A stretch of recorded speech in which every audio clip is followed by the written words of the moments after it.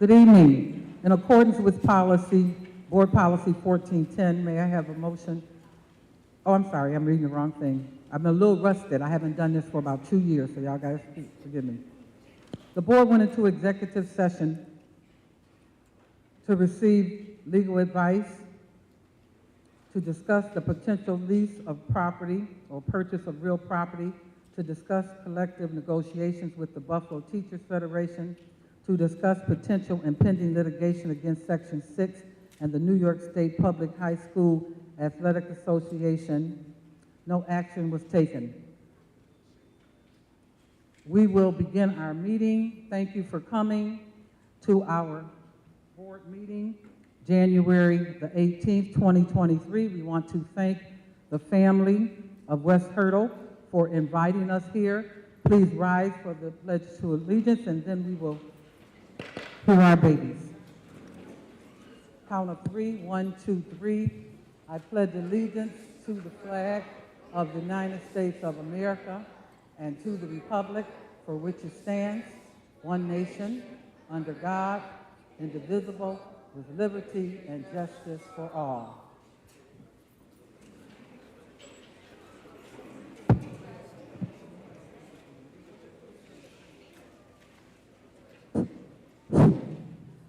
Good evening, I'm Dr. Williams, and I am the superintendent for the Buffalo Public Schools. At this time, it is my distinct pleasure, first to say thank you to the principal here at this beautiful, wonderful school, Miss Cecily Owens, but to also introduce Miss Owens so that she can introduce her group of beautiful, talented students. Ms. Owens runs a very, very good school, and she works tirelessly on behalf of all of the children and staff here at West Hurdle. So from myself and from the board, we just want to thank Ms. Owens for the work that she does.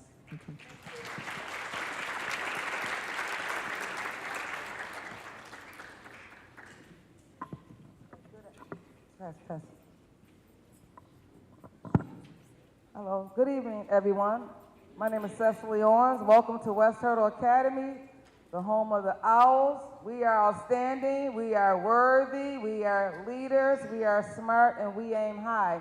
It is our honor and privilege to host the January board meeting. Hello to everyone. Nice to see everyone, and welcome. Please don't hesitate to come back. I would like to acknowledge my wonderful, amazing assistant principals. Without them, there's no me, Mrs. Waswick and Mrs. Wilson. Let's give them a round of applause. I also have some of my wonderful first grade teachers here because you're going to have a nice performance by some of our first grade students. And I also would like to acknowledge one of our wonderful social workers, Mrs. Palmer. So let's clap it up for our students and our assistant principals. I'm going to turn it over to one of our amazing music teachers, Mr. Manette, who's going to direct our little choir here, okay? Thank you. Have a wonderful evening.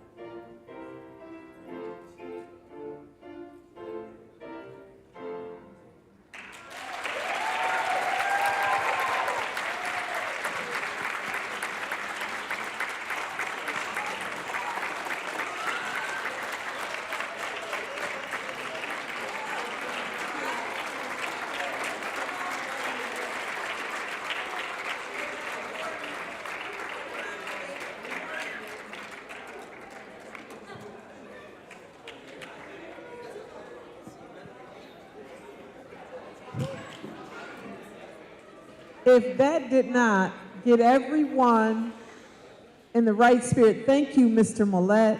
That was amazing. I know it's not always easy. That was amazing. And again, thank you, Principal Owens, for all that you do. Those children displayed such discipline, took a lot of courage to come in front of an auditorium of adults and high school students, and they just sang their hearts out with such talent. They're beautiful, and I think we all saw unlimited potential in all of those first grade students. That was just outstanding. And we're going to continue with the outstanding pieces. I heard that Lafayette High School was in the house. Is Lafayette here? Is Lafayette here? I'm going to bring forward Assistant Superintendent Michael House, who does a fantastic job, to talk about our Lafayette Violet Generals, who are our Section 6 soccer champions. All right, let's give it up.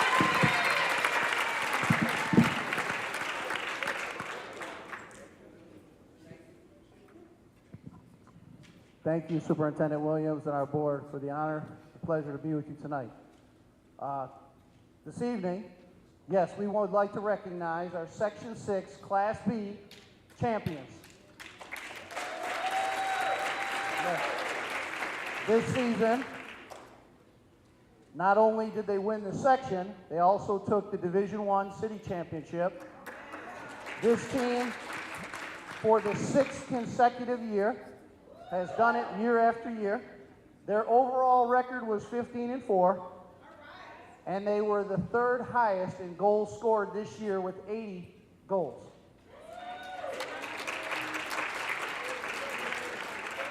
So for tonight's presentation, I'm going to recognize Coach Brodnicki, and then I'm going to turn it over to him as he recognizes the student athletes. So there's 3 things that stand out for Coach Brodnicki. Number 1, he is super goal-oriented. He always makes sure that he spends meticulous detail on building out his strength of schedule. He's never afraid to go out and play the sectional teams throughout Western New York. But he looks at his strength of schedule, and he makes sure that he establishes goals for his team as well as the young men. He sets high expectations. Those expectations are set so high, and then he holds all his players accountable to achieving that bar. And lastly, his leadership. He always leads his program in all areas, with academics, off-season development. He's never afraid to turn his players over to play 12 months and encourage them to go play in some of the club ball teams. And that's instrumental to getting to this height. When your players are playing all year round, they're engaged in something positive, and they have that experience, but through his leadership, he makes sure that all his guys are playing. You'll see him at Riverside on the field when the lights are off and they're still playing, but they do whatever it takes to develop and continue forward as a team. So I'd like to recognize Coach Brodnicki.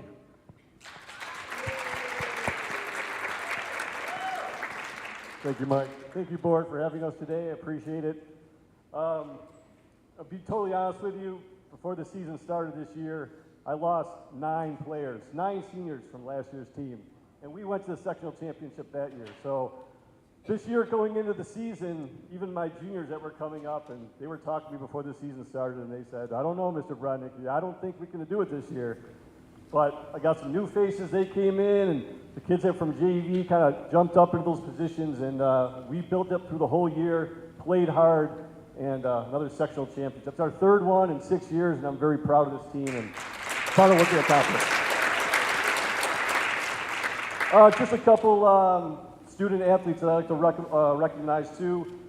Kevin Songolo made the first team, all Buffalo League team. Chaku Lumbanda also made that first team Buffalo League.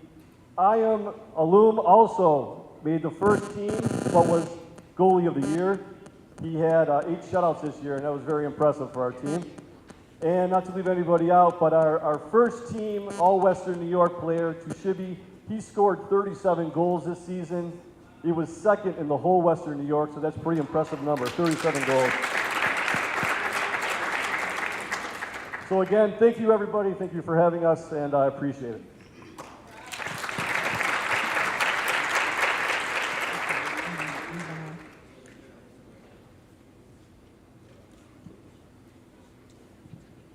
Okay, at this time, I would ask all of our board members to come forward, come down so that we can get a picture with the Lafayette Violet Generals, our Section 6 champs. So is it possible, Mr. House, is it possible to give those young men a mic so that we can hear each one of their names? Okay, I think it's important that they be recognized. This is the 6th year. Okay, so I don't know what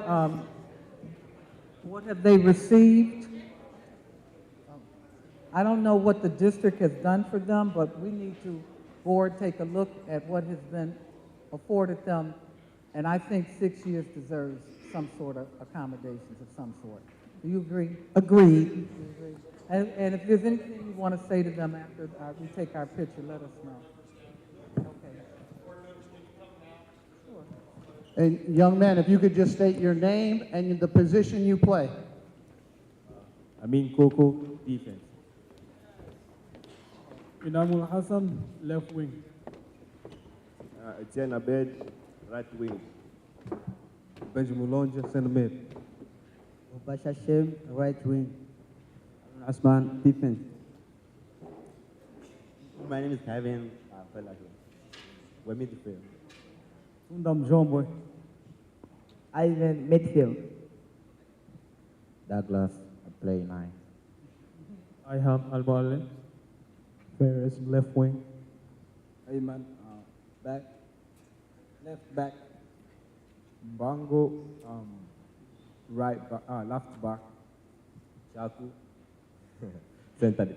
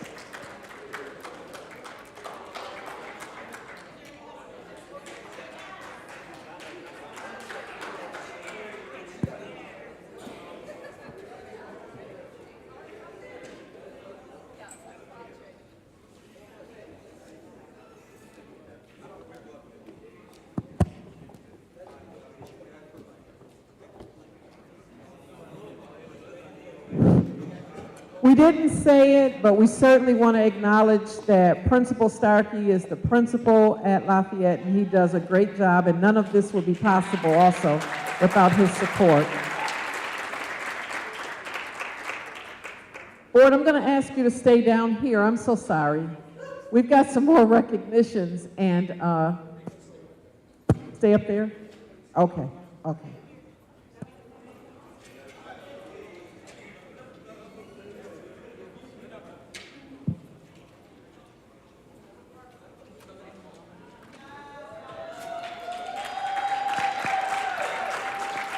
Congratulations, Lafayette.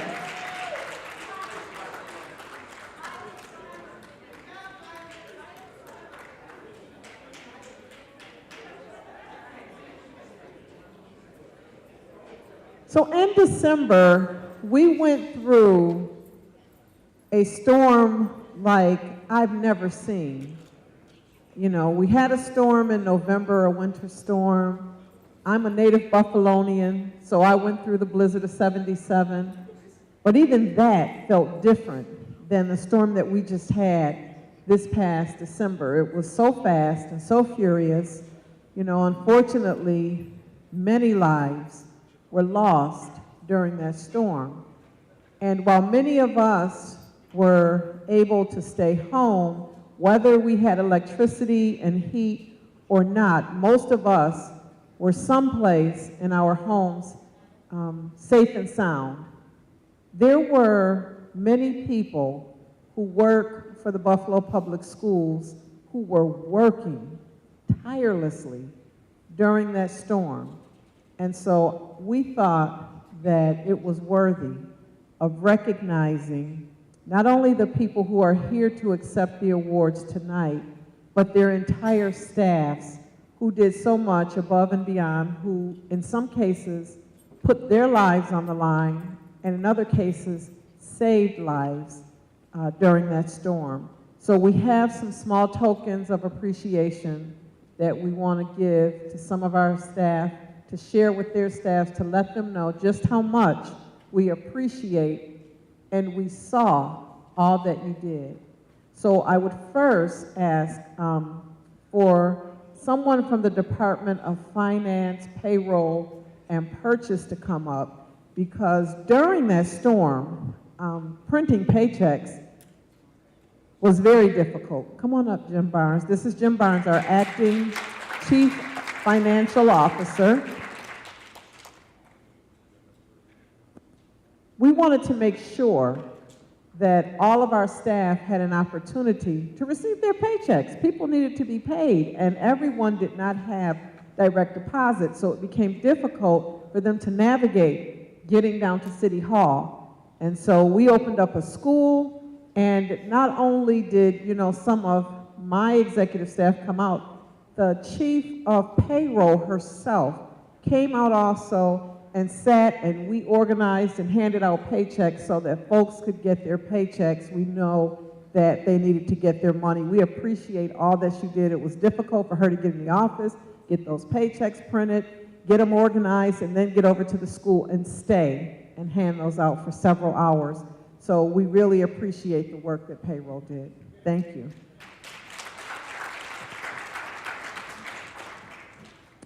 The next department is our Department of School Plant Operations and Custodial Services, our building, engineering, and custodial staff at all of our schools. But in particular, I just want to read about one just as an example. During the 2022 blizzard, many Buffalo community members found themselves in a life or death situation, and they were able to seek shelter at the Arthur O. Eve School of Distinction, number 61. The engineer and the custodian put the safety and shelter needs of others before their own, putting their lives in danger to help these community members. The principal of that school, Principal Barnes, has truly created a culture of family. The school-wide theme at that school is, "We are family." They are very proud of their school. They take care of each other, and the principal asked that I share because their mantra is the butterfly, "Go Butterflies." And so if we have anyone who can come forward to accept this plaque that we have for our departments of plant operations and custodial services, I ask that you do so now. And I do know Barry Kirker. Barry was working tirelessly.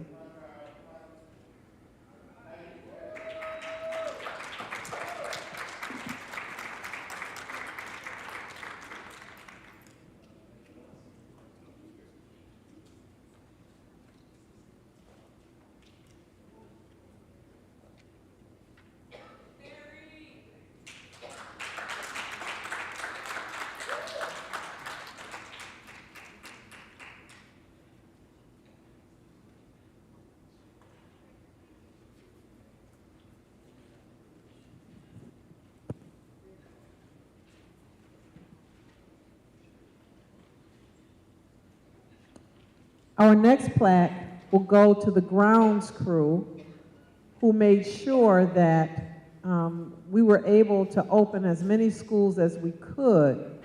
On the Monday after the storm, there was snow that was piled up. I was driving around and looking at parking lots, but they made sure that our grounds were shoveled and salted and that the snow was removed. Do we have anyone here that can accept an award on behalf of the grounds crew?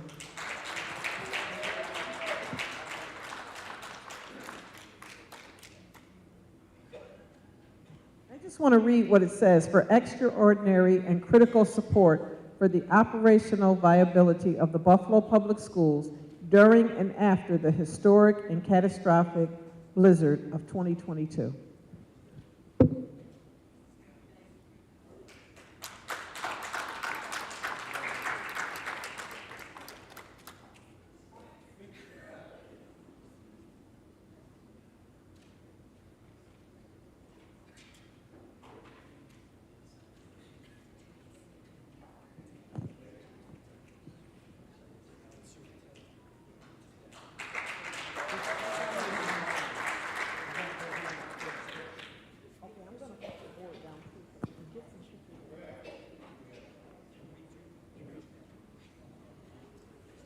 So I'm going to call up again because I know that the board just sat down, but I think that we need to memorialize, because these are not awards from Tanja Williams. They really are awards that are bestowed on behalf of our board and myself. So please, I'd like for you to, I'm going to ask the Department of Finance, Department of Payroll and Purchase to come back up so that we can memorialize and get a photo with our entire board and Jim Barnes, I believe it was, that was here. Anyone else here from those departments? Okay.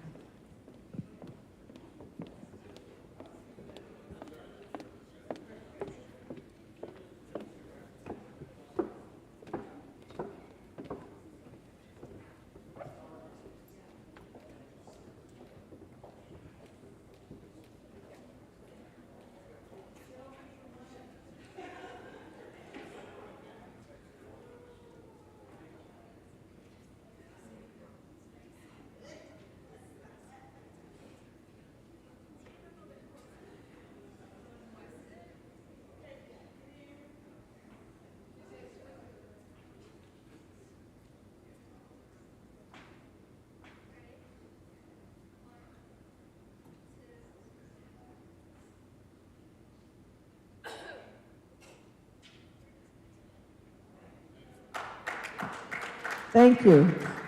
I'd like to ask, we got more. I'd like to ask again for our school school 61 and Barry Kirker and his team, and we have our principal here from school 61. Now, are you saying that this school was open during the storm? Because it was reported that we did not open schools during the storm. So I just want to make sure that the record reflects that. Did you say that? I sure did, and it wasn't the only school that we opened. So Buffalo Public Schools certainly did. We're a community that cares about one another, and where we saw a need, we did open schools.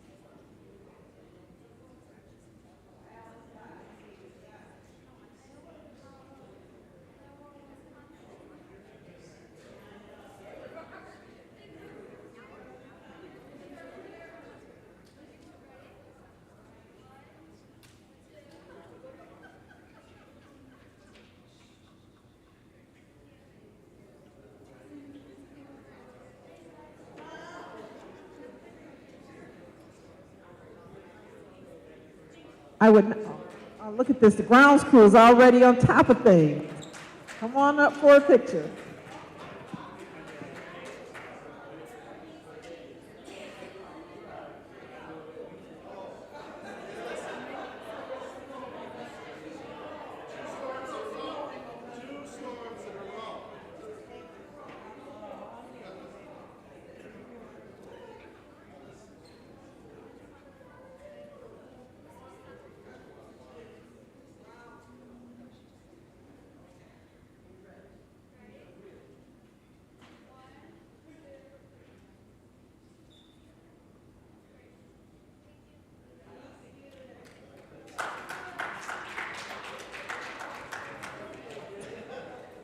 We've got 3 more, and I'm going to move quickly.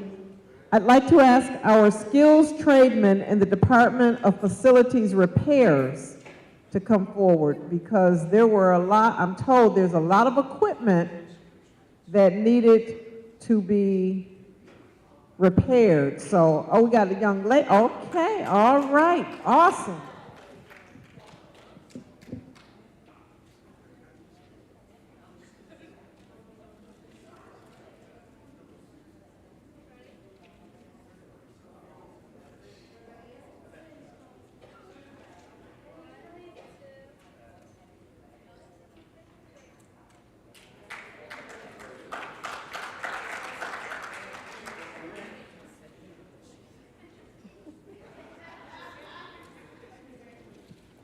I would next like to ask our Department of Facility and Building Safety to please come up. All right.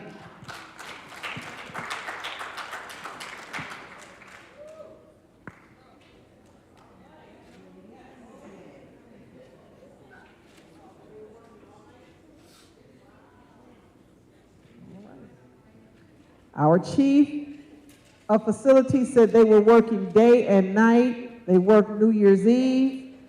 They worked until the job was done to make sure that our schools were all safe for our children to return on that Monday. Thank you.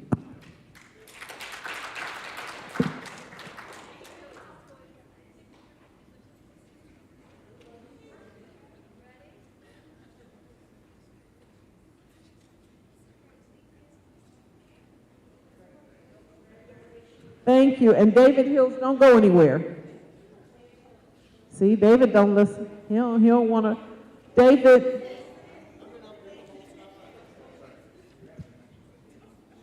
Yes. David is, he recently accepted the position of Chief of Operations. And, you know, I have to say that he probably has experienced more in the last 3 or 4 months than some chiefs of operations experience over years. And what a lot of people don't know is that during that storm, he lost power, he had no heat, but he did not miss a beat. He was constantly texting me information, calling me. You know, I never knew that toilet water could freeze, but he shared that his had frozen. And he was probably one of the last neighborhoods to get power. We kept texting him and asking him, did you get power yet? And he would say, no, not yet. You know, he was going down to his car to keep his phone charged, to make sure that where we needed to open buildings, where we needed to communicate with our board and staff, he was creating messages for us to do that. And we just really want you to know that we appreciate you and the work that you do.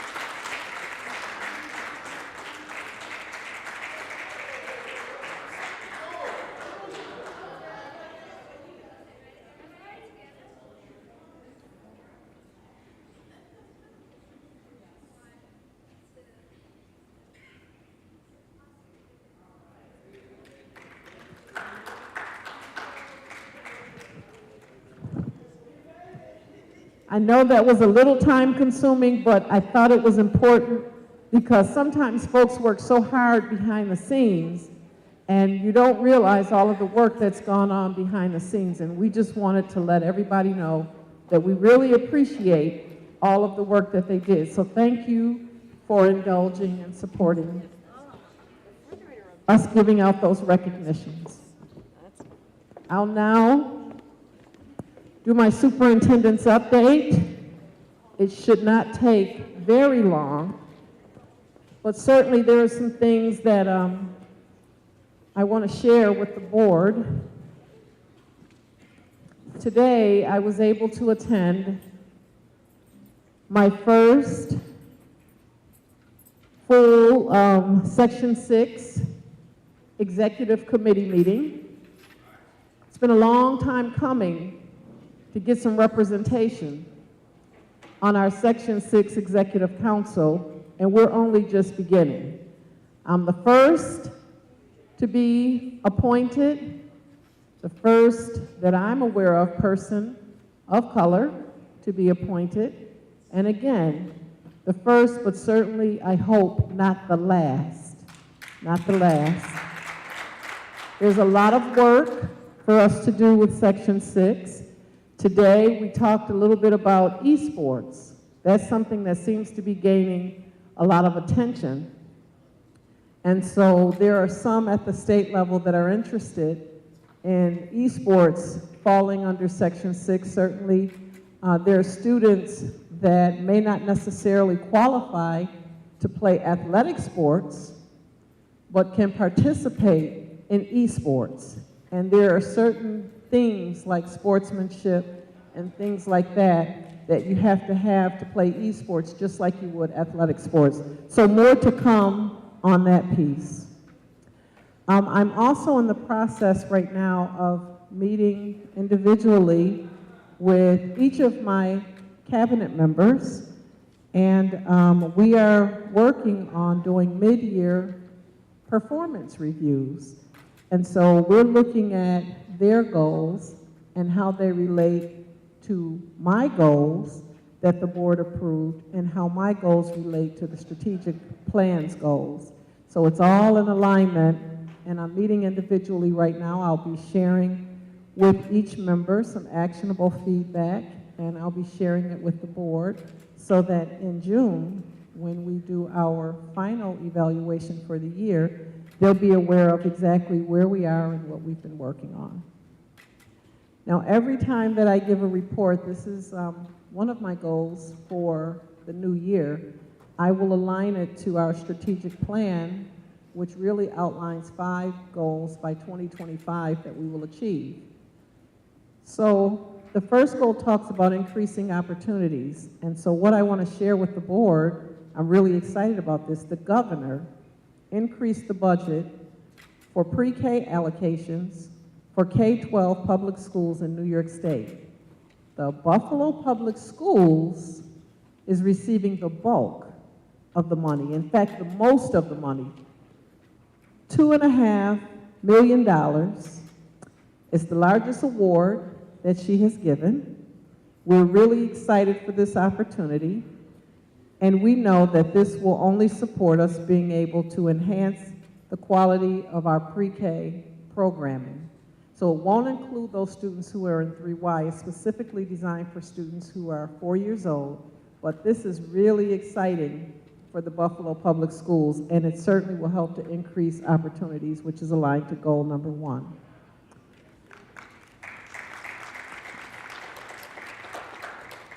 Goal number 2 talks about the educational excellence that we expect every day in all of our schools. And New York State purchased a math program that's called First in Math for all of the public schools in New York State. And it's a math program that's online, and it allows students to practice math fluency. Students can earn 3 stickers when they answer 3 questions correctly. The state then will rank schools across New York State periodically to see how they're doing. I am so proud that I believe it's 14 of our schools ranked in the top 100, and I'm going to read out those schools. That means that our teachers and our students and our principals are making sure that our students are getting online, participating, and that kids are answering those questions correctly.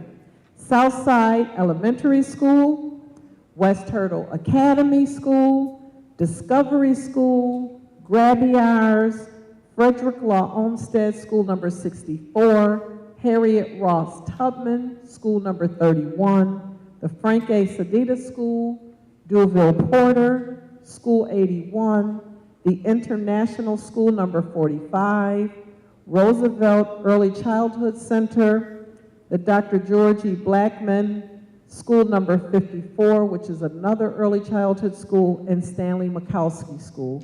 So I know that our board members represent all of these schools. We should feel really good because we know that, our students on that New York State assessment struggled a little bit in math last year. But this tells us that there's good work that's happening across our district in classrooms with respect to educational excellence and increasing our scores in math.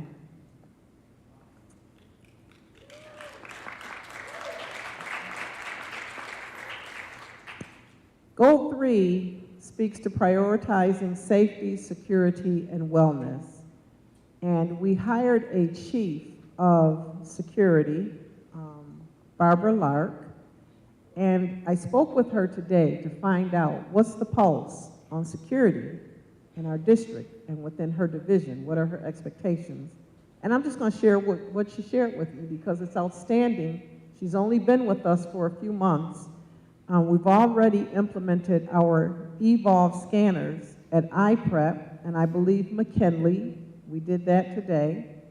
And the principal at IPREP, Mrs. Dunn, did some testimonials from students to find out from the students how they felt about the scanners. And overwhelmingly, it was positive.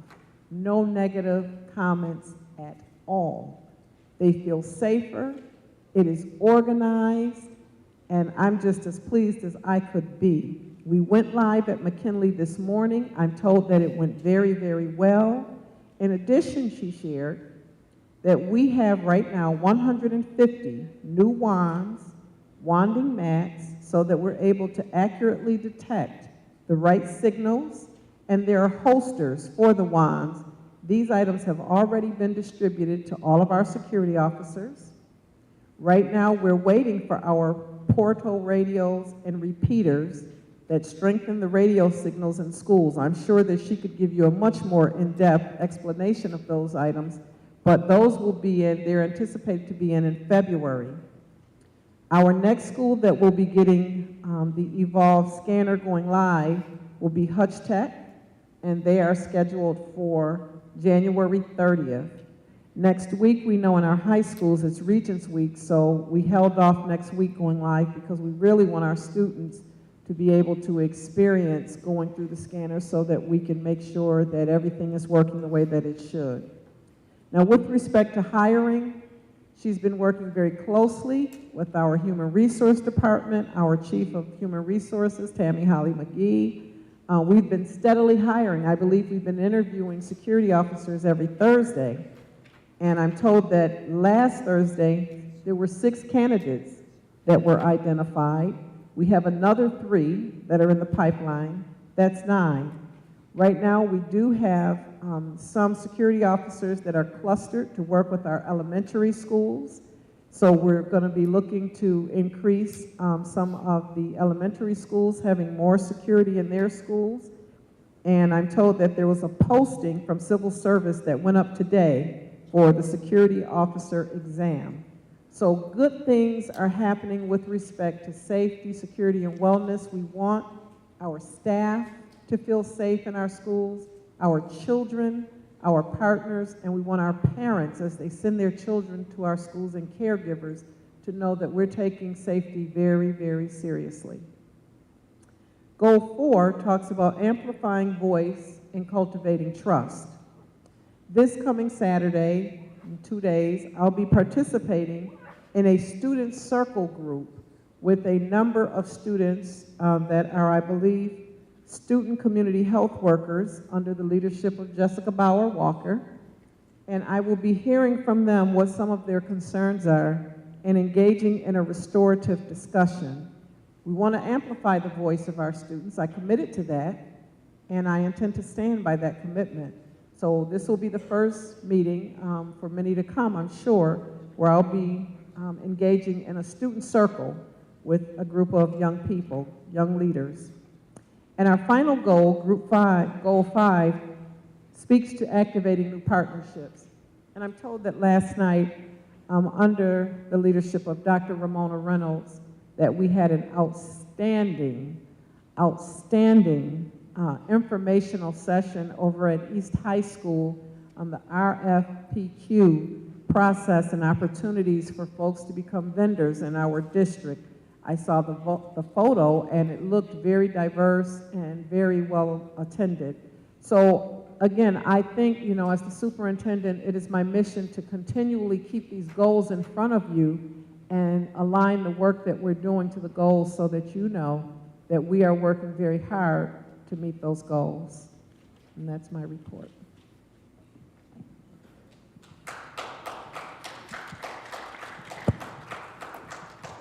Thank you, Madam Superintendent.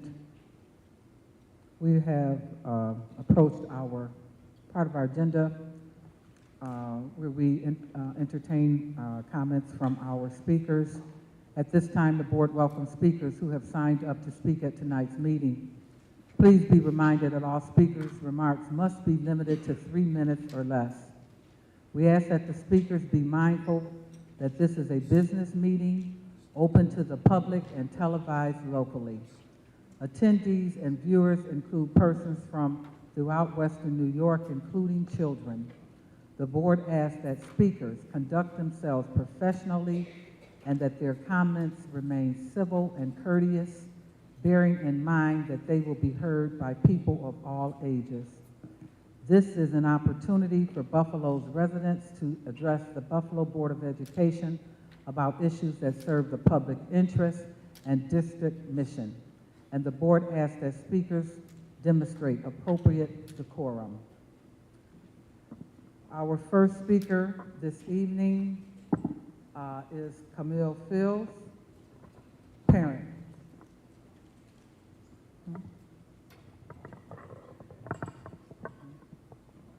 Okay, Brother Fields is not here today. Next is Carletta Meadows, concerned citizen on Black History. Following her is Deja Hassan, concerned citizen, solutions, not suspensions.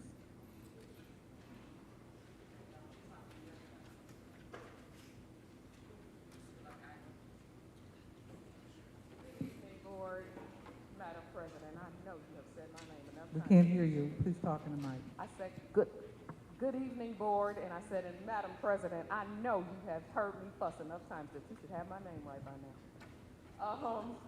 I'm coming. One moment, please, Ms. Meadows. No disrespect. Could you please check her mic, please? We're not hearing her.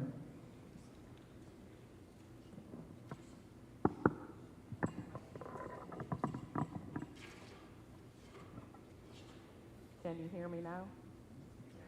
Hello? I am. Hello? Can you hear me now? Yeah. Okay. All right, I got to use my outside voice. So I was coming in here today because I had an idea that I had spoke about with someone and they wanted me to present it to school board. And it was an idea of a Black History tree. So instead of a Christmas tree, of course, it would be a Black History tree that would be done in red, black, and green with, you know, more Africanized or Afrocentric ornamentation. And the idea behind it is that even though I know that the school district has culturally competent, whatever it is, the kids still really don't get enough Black history.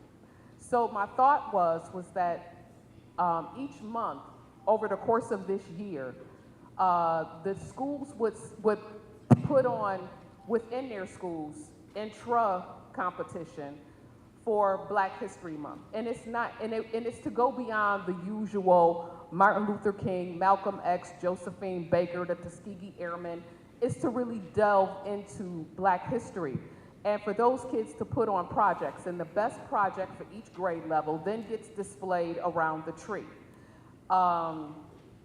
And this will be happening at all the schools over the course of the year, where each month a certain amount of schools would be doing this, and then it could be possibly tours at each school to view these kids' presentations. And then at the end of the year, or I should say over the course of the year, it would also be fundraisers and solicitations to corporate sponsors and things like that. And of course the fundraisers would have to involve a lot more parental involvement, and maybe this is a way to get parents on board and more involved with the kids, where they would be doing car washes, baked good sales, whatever. And at the end of a year, which will be next February, Black History Month, there is a competition where the best presentations out of each school then compete for the best in elementary and the best in high school. And the best in high school, whoever wins best in high school, they get to go to Atlanta to see the African Museum down in Atlanta, and also maybe attend the Atlanta Zoo and Aquarium, which is supposed to be like the premier thing right now in America. I haven't gotten there yet. And best in elementary, I was thinking could go to Washington, D.C. to go to the African History Museum in D.C. So that was my thought, and somebody wanted me to give that to you guys to see if maybe it was something the district would be interested in. Thank you, Ms. Nettles. We always appreciate great ideas. Our next speaker is Datra Hassan. And please, if I misspelled your name or could not pronounce your name, please correct me so I can learn how to say it. Concerned citizens, solution, and suspensions. Following her is Innocence. I'm sorry. Innocent and Abdi, they're here with me now. We're going to share our time together. Okay, let's start a new protocol here, because I need to be clear. Okay, if there is something that needs to be changed in regards to how things are done with how the board is doing it, it needs to be cleared before the board's meeting. My opinion is our young people are capable of speaking for themselves. Okay, now if you want to conduct something other than to have a conversation with them, that needs to be cleared with the board president and the executive board before it happens at a board meeting. So this is your notice. I will allow it to happen this last time, but if you're going to bring students before us, I expect for them to stand up, present themselves, and represent themselves. I do not expect. They are representing themselves. Then let them speak without you involved in it. Do you understand what I'm saying? We have children that come and speak all the time. Excuse me, I'm talking. We have children that come all the time, and they stand up and they present their 3 minutes without anyone intervening with it. And that's what I expect for our young people. If you are training them to be leaders, that is what we expect. 3 minutes that they can speak on their own. Okay? Arguably, with all due respect, these students are very much involved in this message that they want to bring to the board and to the community tonight. They would like to bring their message through art and artistic practice, and they're going to be acting out a scene, and Okay. we'll be sharing the time. So it's Okay. not going to waste So in the any time. future, when you have something other than a direct that someone who wants to present directly to the board, we have staff in our office and staff that can accommodate you. We want to hear our young people. We want to hear our young people, and we want them to express themselves. Okay? Thank you. But, Yes, you but I absolutely have wrote never that in. seen a meeting in this city where someone has come and changed the protocol and procedure without clearing it before with the body. Okay? So that means that we want to hear what they say. We're going to allow you this time. But if you're going to present them in the future, they are to present themselves. Okay? Is the board in agreement with that? Anyone have a problem with that? I would love to have Okay, a thank you. further conversation about that because I'm not sure if that's fair, but What's not fair about it? I don't want to argue about it right now. I would love for Well, them we to be can able talk to do their offline thing. about it. Absolutely. Okay, but Absolutely. when young people come before the board, they are well capable of presenting themselves in any fashion that they choose to for 3 minutes or more. Thank you. You're welcome. Greetings, everyone. My name is Deidre Amber, and I am a community health worker, as are these students, Innocent and Abdi. Today, we want to bring a message through art and artistic practice. We have Innocent playing a student, and we have Abdi playing a security guard. This is a typical day in the life of a student.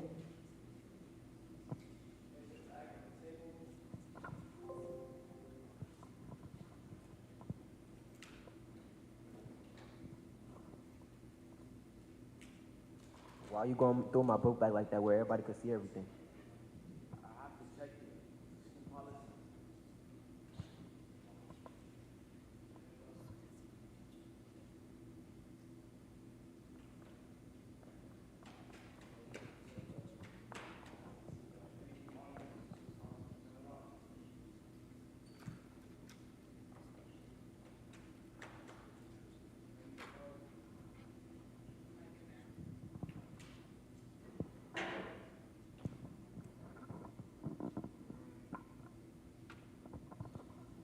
Looks like you have 5 detentions.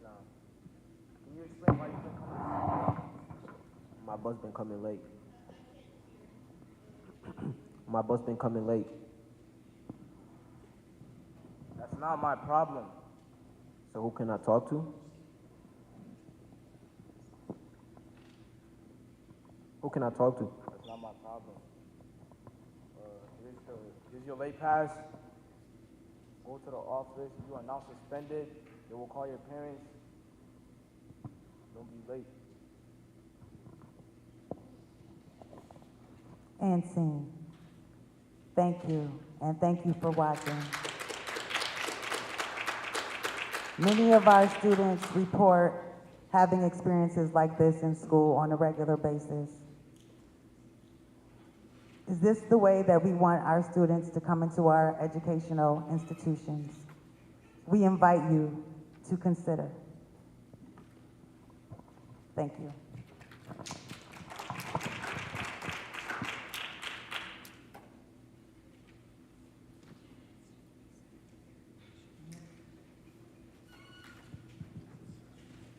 Next speaker is Khadija Hassan.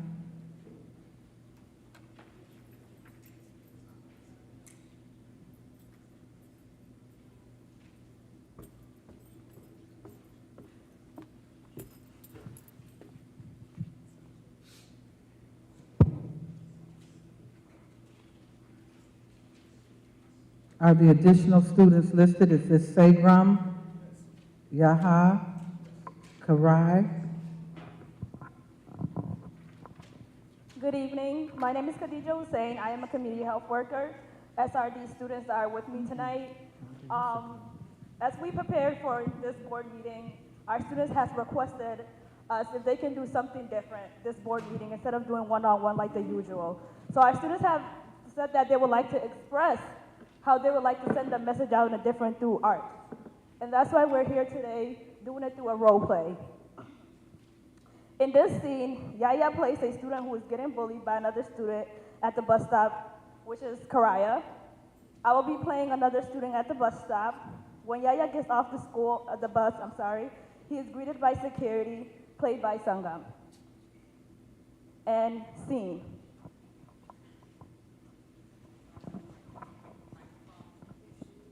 Your shoes are ugly. Leave me alone. Why are you always bothering me? Why are you always wearing ugly shoes? To leave him alone, he's not doing anything to you. All right, I got you. Scene. So that shows that a lot of the things that our students say that they complain of, they go through a lot of times. Before they get into our school buildings, Sometimes they just finish getting bullied at a bus stop or things that just happens before they have to come into our school building. This will be the second scene of that scene. Scene?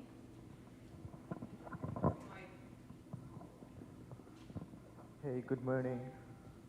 May I see your bus pass?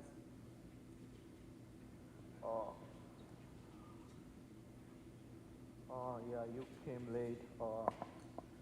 Here's your late pass.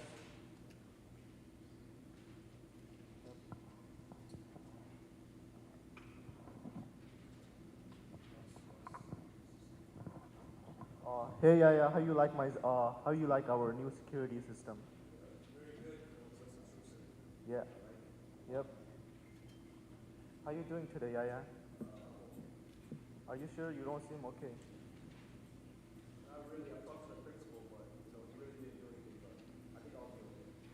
I'll write you a pass to the guidance and see if they could help you. But I got a line right now, so if you can wait a minute, I'll give you a pass. Okay, thank you. I appreciate it. Yeah, no problem. It's so important that our students have a positive start to their day. When they come to school, many of them say that they are dealing with bullying before and after school, which can really impact their mental, emotional, and behavior health. Many of our students don't feel like they can talk to adults or that they will understand.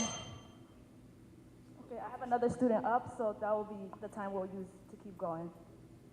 Many of our students don't feel like they can talk to adults or that we will understand, or they will understand that they're going through things, as youth do bully other youth through social media and other platforms, and also physically too. We need to look out for our youth. It seems like they are, when they are sad or mad. So what this scene, the second scene basically showed is when students come into school, this security guard versus the first scene that Diatra and our other friends had played, the security guard actually says, "Good morning, and how are you doing?" That's not a lot of times our students say that they do not get that kind of response from security. Also, he did recognize that Yaya was not doing okay. When Yaya said, "I'm okay," he said, "Are you sure?" When Yaya explained that he wasn't, he already talked to the principal and nothing is being done about it, Sangam has said, instead of just saying okay and ending it there, he said, "I'll write you a pass to the guidance counselor." So instead of sending him to class feeling like that, he said, "How about you go try the guidance counselor first, even though I have a line right now." So just kind of encouraging school staff to be aware of our students and kind of, fill in the room. If you see a student is upset, make sure that you help them understand that they are cared about and not just kind of go to class, you have suspension, and just cut it there, because our students do go through things before school. Thank you.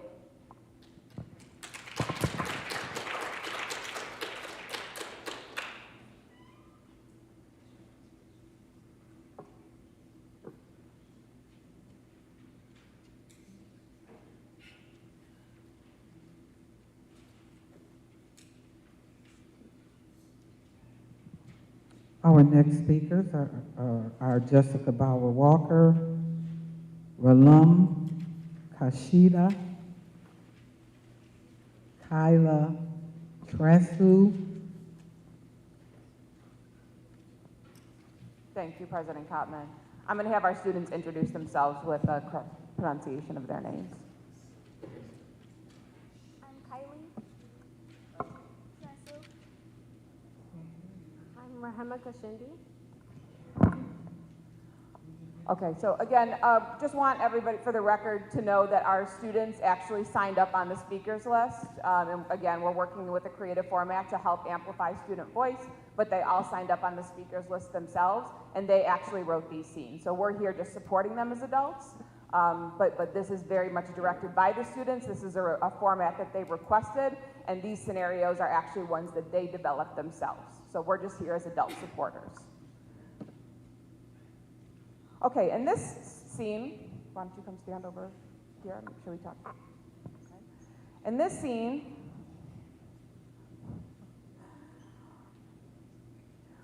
we have a student played by Kylie who continues to be late to school and to class.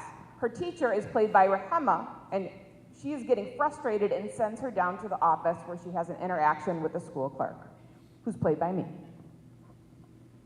Kylie, you're late again? I'm sorry, I had things going on at home this morning. I don't want to hear it. You're consistently late, and I don't think you understand the importance of coming to school on time. But that's No, I don't want to hear it. I'm sending you to the office. I'm tired of this. You need to understand the importance of being in school. Hi, I'm sending Kylie down to the office again because she needs to talk to the principal about the importance of being in school all the time, on time.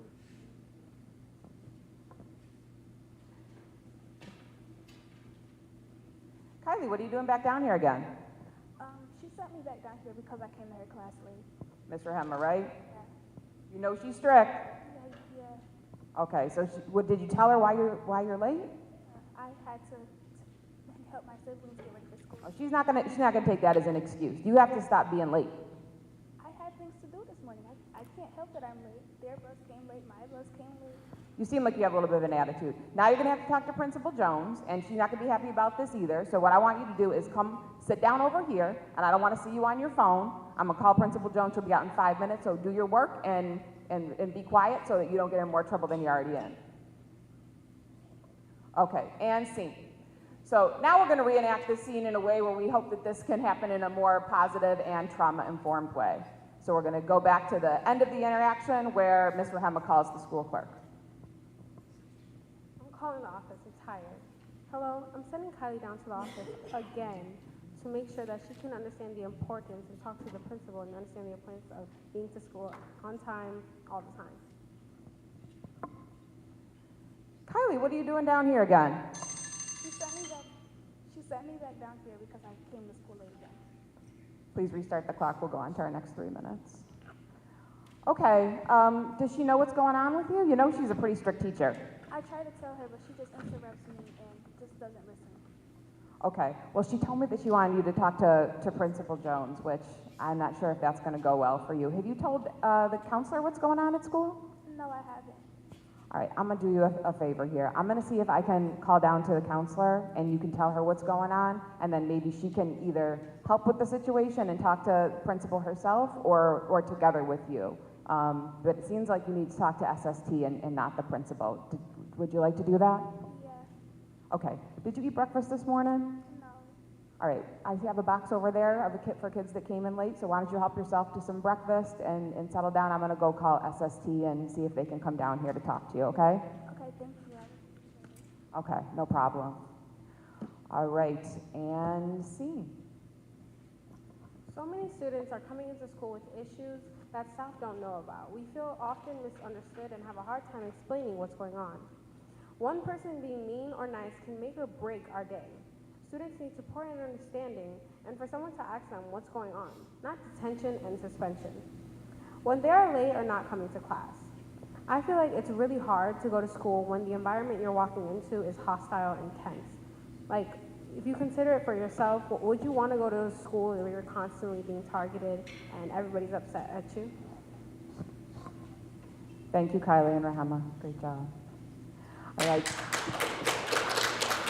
We just want to lift up shoes. Our children are children. Sometimes they act in ways that we don't understand, or maybe not the best ways. Sometimes they may make bad choices, but they are not bad kids. So we want to make sure that we separate the behavior from our children and the things that they're telling us here, and show them as much love, care, and concern as possible. Thanks again, Rahema and Kylie.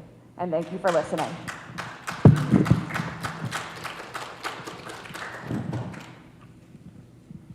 Thank you. Next speaker is Solar Ingram, Parent Solutions, Not Suspensions.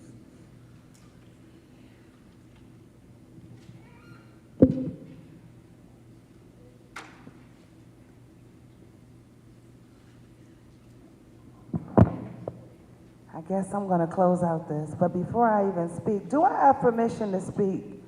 Because it's a beautiful new board and, you know, new faces I've never met before. Is that a yes from everybody? Yes, you can have permission to speak. Thank you. Living in a new generation, living in a new age, living in a new world. There's many songs that have been written about this. Trust me, I probably have heard them from every single one of the children that has ventured through my house, including my own and the ones that you just heard speak. Why did I say that so fast? Because that's the world they live in. They do not live in an antiquated world where their messages come across the way that they once did. And many times it's hard to express themselves. I've worked with those children that you just granted the opportunity to do their best. Many of them are introverts. They didn't know how to come up here and, like other Da Vinci students or City Honor students, not that they are not from there, but their articulation came through a creative mindset to make sure that you understood what they feel, what they experience, how they see it, so that you can understand exactly where they stand. And maybe there is a platform for the artistics that is not at performing arts. Maybe there is a way that we can create a space that is safe enough for them to utilize what they have. This is a TikTok generation, IG? That's what we're working with. So their messages are not necessarily as verbiage filled as some of ours. Sometimes they draw it out, they sing it out, they rap it out, they dance it out. Today they decided to skit it out, and I thank you all for listening to them. But did you hear them? I just did a play, and I want to really congratulate and thank our superintendent because she saw me on stage doing Cadillac Crew, which was one of the hardest Yale-written plays with a whole bunch of words saying what? I don't know, did you enjoy it? And that was, y'all can clap if you want to.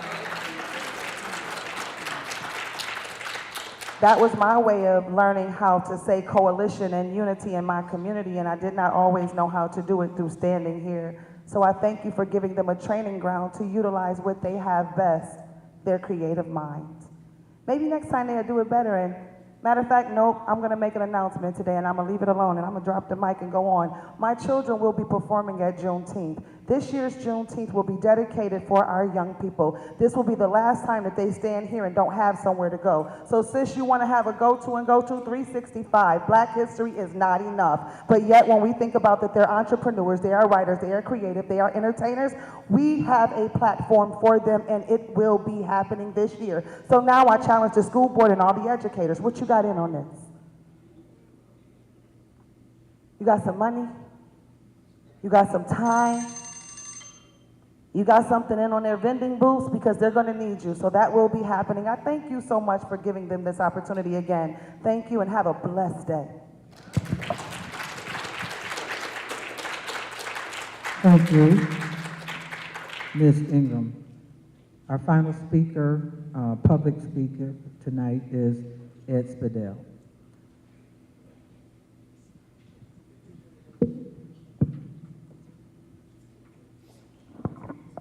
Thank you. I got to follow her, huh? Great job. I wanted to welcome the new board members. It's their first board. Cindy, congratulations. Terry, congratulations. Congratulations to the rest of you. I know you guys will work hard together to support our children. Until today, I didn't know that our guards touched our children when they come into the building. I don't know how comfortable I am with that. And since the McKinley principal thing is going on today, I will address that the only one here that gets to make the decision on personnel would be the superintendent with the board's approval, so no one else has a say in it. So superintendent, you do what you got to do. It's your job. You're paid to do that. The board gave you the ability to do that. Good luck. Hopefully you made the right choice and the right things happen. Thank you. Thank you, Mr. Spadell.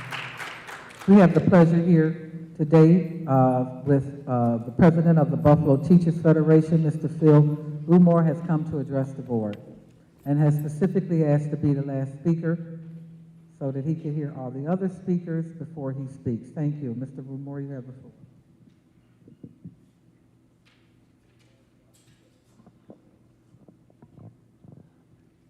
Superintendent, members of the board, I too would like to say congratulations, and we look forward to working together. We will have our disagreements, but that's okay. That's okay, because one of the things I always say, I'm not so darn smart that I know everything, and I learn something every time.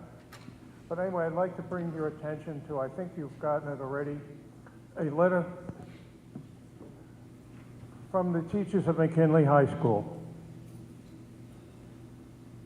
I would hope you to take the time to read it.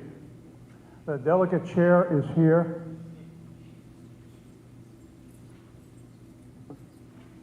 What happened is of great concern. What the teachers just learned, just 2 days ago, that the principal of the high school is going to be moved out. No one talked to the teachers, no one said anything to the teachers, no one asked them how things are going. It was just a decision that was made that they found out about 2 days ago. They would have been here to speak, but they couldn't get here in time to get on the speakers list.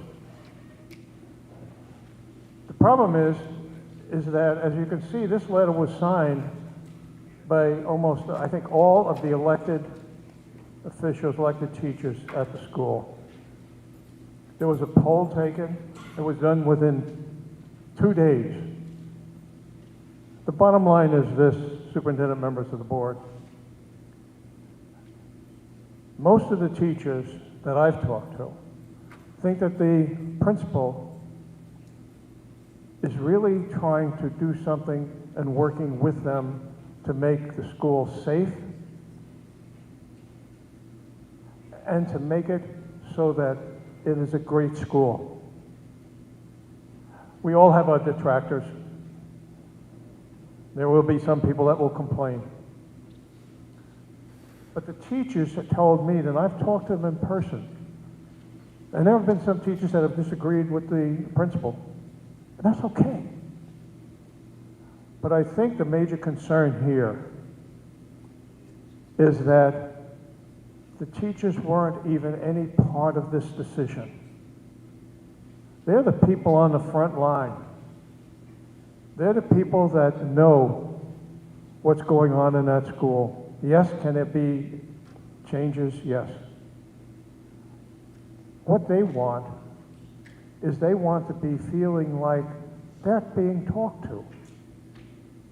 You know, you're going to move the principal out in the middle of the year and bring somebody in from an elementary school to run a high school? Maybe that principal can do it. But the issue here is, why hasn't the people on the front lines, the teachers that are there working with that principal to try and turn that school around? I would ask you to at least reach out and talk to the teachers to find out what they think needs to be done to improve the school, because they think things are starting to work out. Principals it's not an easy job. We have a board member that knows that. But when you have a principal that really is reaching out and the teachers come like this within 2 days, within 2 days, say, look, this principal's trying to work with us and we want to work with them, and we really feel angry that we weren't even part of the decision making and no one asked us how things are going. I would ask you to reconsider this decision and to sit down and meet with the principals, the teachers, and talk to them as to what they think is going on at that school.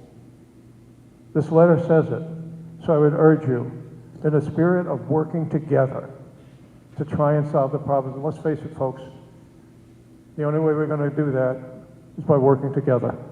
I'd ask you to reach out to the teachers, the staff over there, and say, hey, look, what do you think this school needs?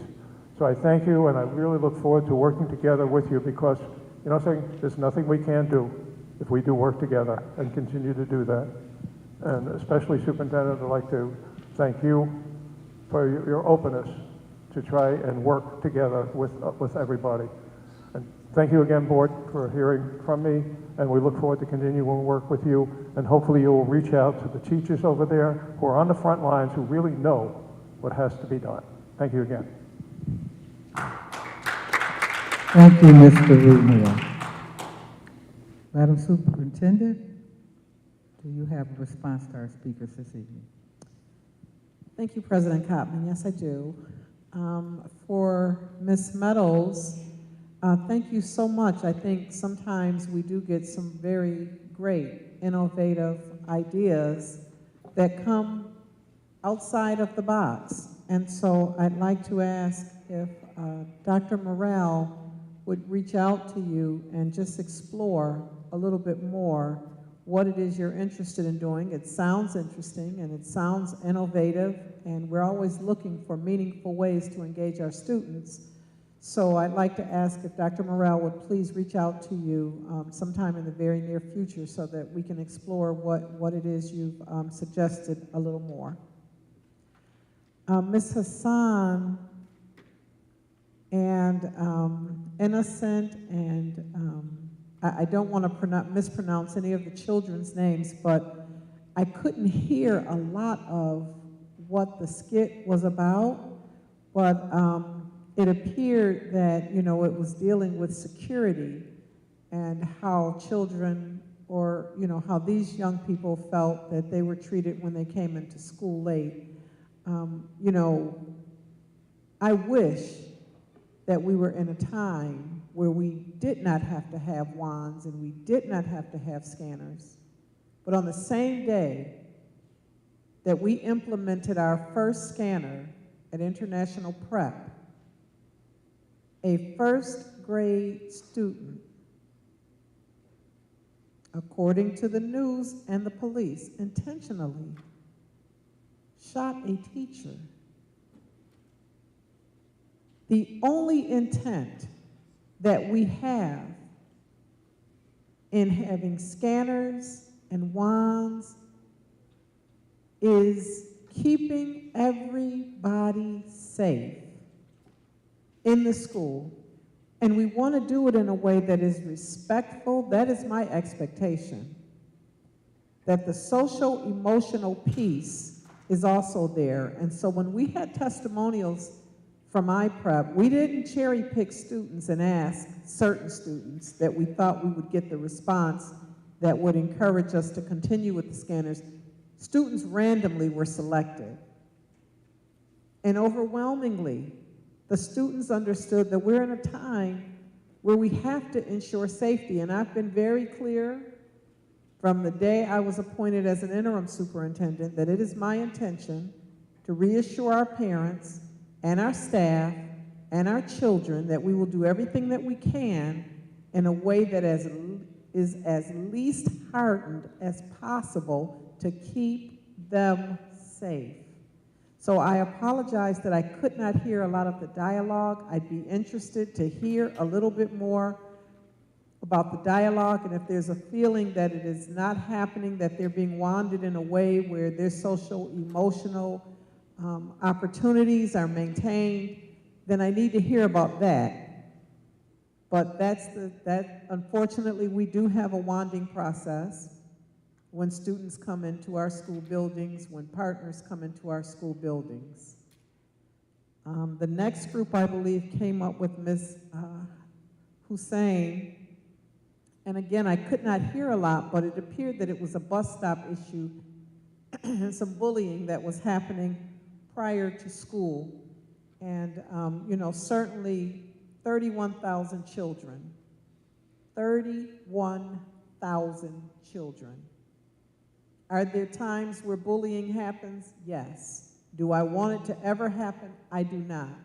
And so I think what we have to do is get to a place where, you know, we're working so that staff in schools are trained to intervene in that.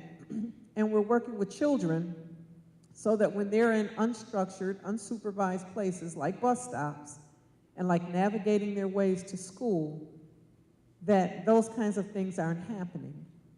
But I don't know of any district that has 31,000 plus children where there are not things that may happen on the way to school or the way home. We want to do everything we can to mitigate that, and I believe that we are. So again, I need to understand more about what it is that the purpose and what it is the children are asking for on the way to school and on the way home to help mitigate that.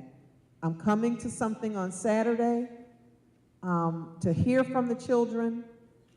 You know, this may not be the best forum to do it because it was difficult to hear and understand what they were asking for.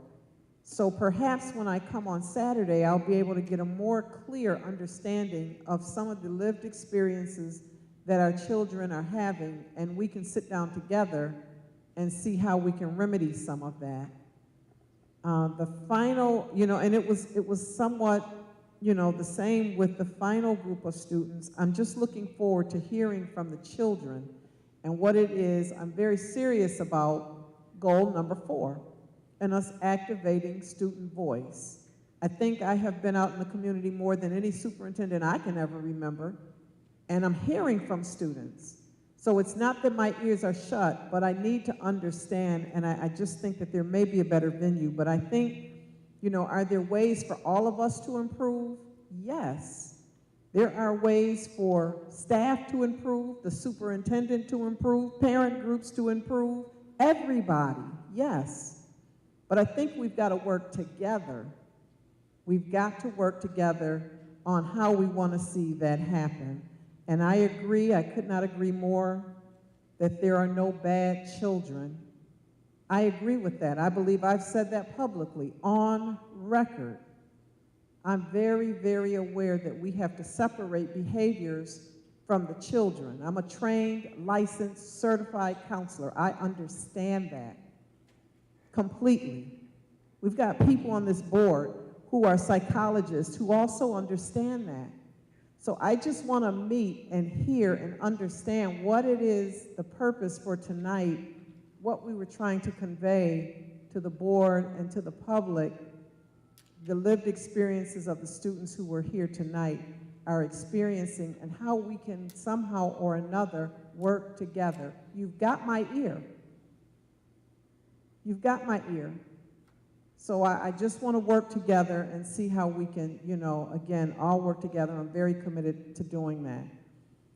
Miss Ingram, one of the daughters of the community, I did have the fortune to see her in a wonderful play at the African Cultural Center. Very, very talented artist. I think that even the Buffalo News wrote some very complimentary things about her. I just want to, say that we're always looking for ways for our children to express themselves. Everything is not about reading, writing, and arithmetic. Certainly there are children that are artistic and can, do it through poetry, dance, skits, whatever it is, and we want to find out, how our children can best express themselves. And so when I hear her talk about creating opportunities and spaces for that to happen, I completely agree, and I think that we have children that have those level of talents in all of our schools, not just performing arts, not just city honors, but in every single one of our schools. We heard babies today that came up courageously and sang their little hearts out. And I saw some of our high school students, really encouraging them and moving along, and they had all of us in a good spirit. So I believe that all of our schools have talented young people. President Spidell, always want to thank you for recognizing the hard work that this board does, and they do. I mean, they work on the weekends, they don't get a lot of recognition, certainly not a lot of monetary rewards, but they're working in the evenings, always working to try to find ways to better support our children, and I want to thank you.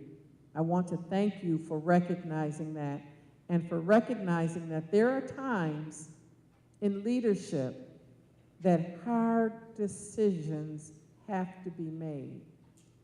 I am through and through a Tenet 5 superintendent. I care about people. I care about people. However, there are times where if safety is compromised, if things are not aligned to those 5 by 2025 goals that I talked about in my report, if we are not creating opportunities that are moving all of our children along, the board has hired me as the superintendent to make decisions that may not be popular amongst everybody. Goodness knows I try, I do. But sometimes that just cannot happen and it won't happen. And you know, I accept that. I've been a leader for a long time, decades. So thank you for recognizing that sometimes it's uncomfortable, sometimes it's hard, but all of the times it's necessary because we are working on behalf of children who don't always have advocates. We have to be that. So thank you for recognizing that. President Remore always have, you know, had a great relationship with you from my time as a principal at a difficult school. I hear the concerns. I saw the letter before I came to this meeting, and I've already asked the Associate of School Leadership to reach out to the staff, and I am coming to that school to have a meeting with the folks that signed the letter. I want to hear from them. I want you to hear from me that, you know, no decision that I make is in a vacuum, and no decision that I make is done haphazardly. The board has hired me to do what they believe I will do is in the best interest of our children and our staff. And I do recognize that it is mid-year. It is mid-year. And so if I have made a decision mid-year, please know that it is not a decision that was just done quickly, without thought, without looking at patterns and data, without support. That has not happened. So I will be coming out in fairness, and I will be meeting with the folks that shared the letter so that I can better hear from you and you from me. And that's all I have. Thank you, Superintendent Dr. Williams. Is there anything that any other board member would like to say at this point in regards to anything? Thank you. If not, I'm sorry? No, the superintendent said it all, I think I heard. Thank you. The minutes are on the, have been submitted. Are there any corrections to the minutes for December the 21st and January the 3rd? If not, the minutes are listed as recorded. Committee reports. Do we have any committee reports today? Who would like, Mr. Scott, you would like to be the first one to go forward? Thank you. Oh, wait a minute. Hold on. Our student representative said he wants to go first today. Let's turn it over to our student representative. Okay, can you hear me now? Yep, okay, perfect. So I'm the vice president of the Inner High, which is the student government between all the high schools. And we have, last week we had our last meeting our first meeting of the year, and a lot of exciting things happened.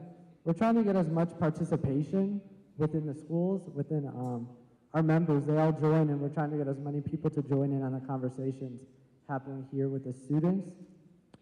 We did our monthly classroom wellness activity, where we discussed study skills and that would be useful in our lives. We also organized a new poster contest. This is where each school-based team will create a wellness poster. They'll be judged at the next meeting and will be hung on the walls of the high schools across the district. So more information on that probably at the next meeting as to who has won that and where they will be. I also gave a short presentation about the fundamentals of local government within Buffalo, including an explanation of the mayor, the common council, and the board of education. So that was a great way just to speak to the students who may be confused as to how local government works around here in Buffalo. We're also conducting a new Inner High poll system through QR code. So if anyone doesn't know what a QR code is, it's a scanning thing where you could take a picture with your cell phone. So they'll be hung up around schools, and they'll have questions and polls that we're going to be talking about within our next executive meeting. This is a great way to get feedback and see data about the student opinions on the happenings around the district. So there'll be a little section where whoever's interested can input what's happening at their school. As for the students that were here before, I'd love to hear from them as to what their concerns are through that forum and through the inter-high meetings. We're gonna make poll questions that will be at the next meeting as to their decisions, and they could pick different options, and we'll present you the data on that. And that's the 4 things we did at the last meeting, so thank you.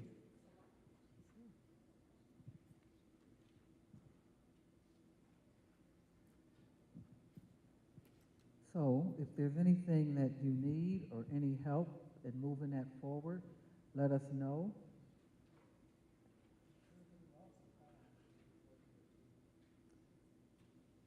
So was there any additional discussion about February the 1st?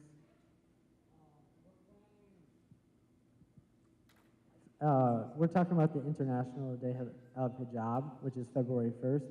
And yeah, actually today I did speak to a few of my Muslim friends at my school, and they're interested in creating an informational video and some presentation that will be showed in support of International Hijab Day. That's all. And we're also talking about other things that we'll talk to you personally. It's not set in stone yet. Well, just know that if you want to share it with the board, we'll open up a part of the meeting for you. Okay, if you'd like to share that with us. We appreciate your efforts. Da Vinci has led the charge with the National Day of Hijab since we started it as a board. Thank you. Mr. Scott, Student Achievement Committee, please report.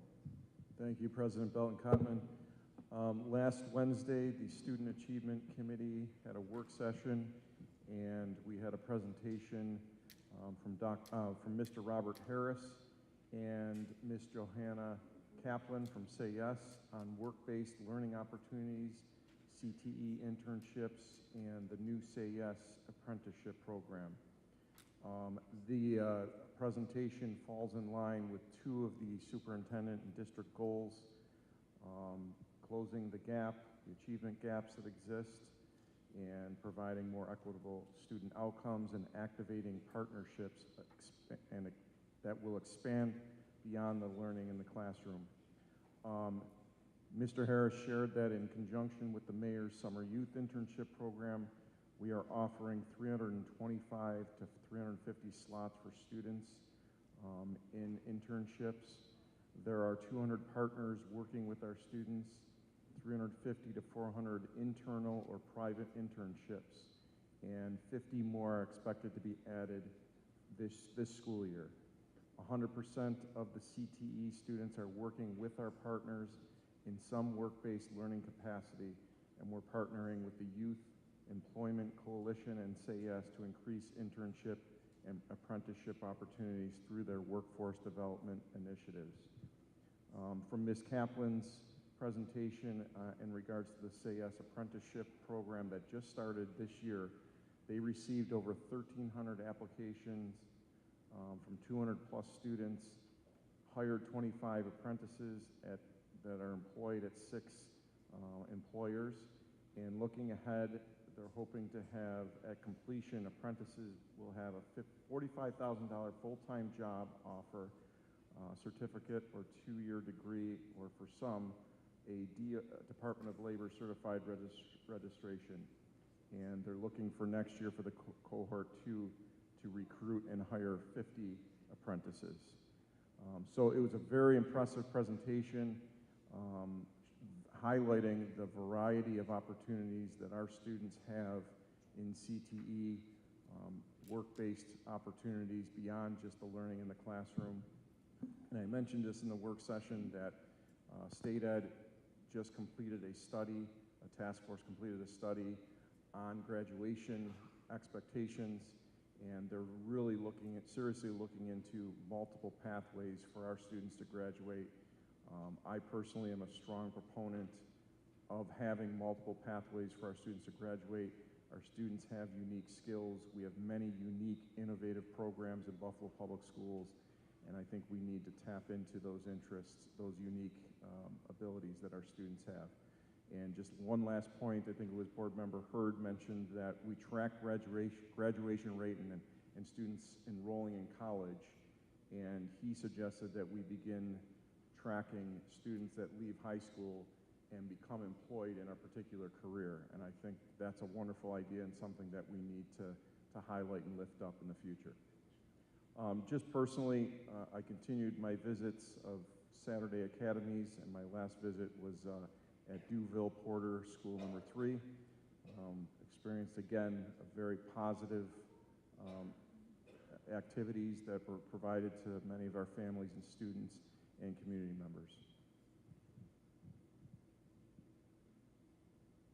And that concludes my report, President Bellen-Kottman.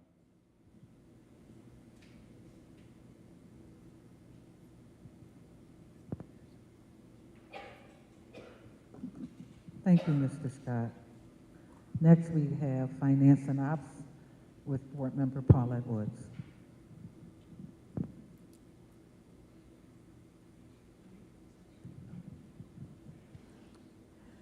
My report is fairly straightforward. We had a Finance and Operations meeting on the 4th, and our eminent CFO presented the plan, the next steps in producing our 23-24 budget. And he also gave us a presentation on the ARP ESSER funds and showed how the monies have been aligned to the 5 strategic goals that the superintendent has set. I was very proud of that because that's exactly what the New York State and the National School Board Association say. Show the money going to the goals that we want to set for the school district. So that was a great presentation. I attended 2 Martin Luther King celebrations, one at City Honors. It was a wonderful, wonderful dance speech. The poet laureate for Buffalo spoke. City Honors had an enormously famous Martin Luther King presentation. It gets better every year. I also attended a Martin Luther King celebration at Kleinhans, where 12 people were honored, and one of the most prominent ones being our school board president, Sharon Belton-Kottman, was honored. I attended a Buffalo Teacher Parent Association meeting on Saturday. So did Mr. Scott and Ms. Bocosi. And our superintendent spoke, and our board president spoke. And we just continue to network with our parent organizations, encourage them to get more parents and student voices. And my final meeting was with one of my constituent groups, the Fruit Belt Coalition, which the Fruit Belt is having a lot of issues with food desert and training. And so I'm listening to those concerns and hoping that our school district can partner to help them with some projects that will make a difference. That concludes my report. Thank you, Board Member Woods. Next, we will have Board Member Terry Schuta. She is under educational support. Thank you.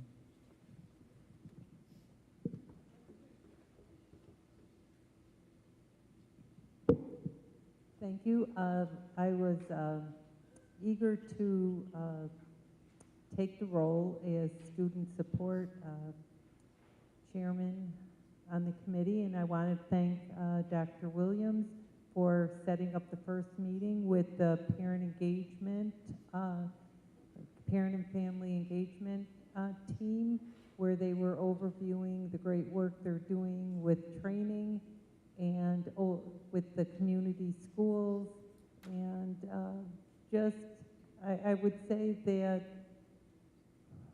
our parents have been so crucial in our work, and it is great to see that the training that we are having continues, and we look forward to a great year.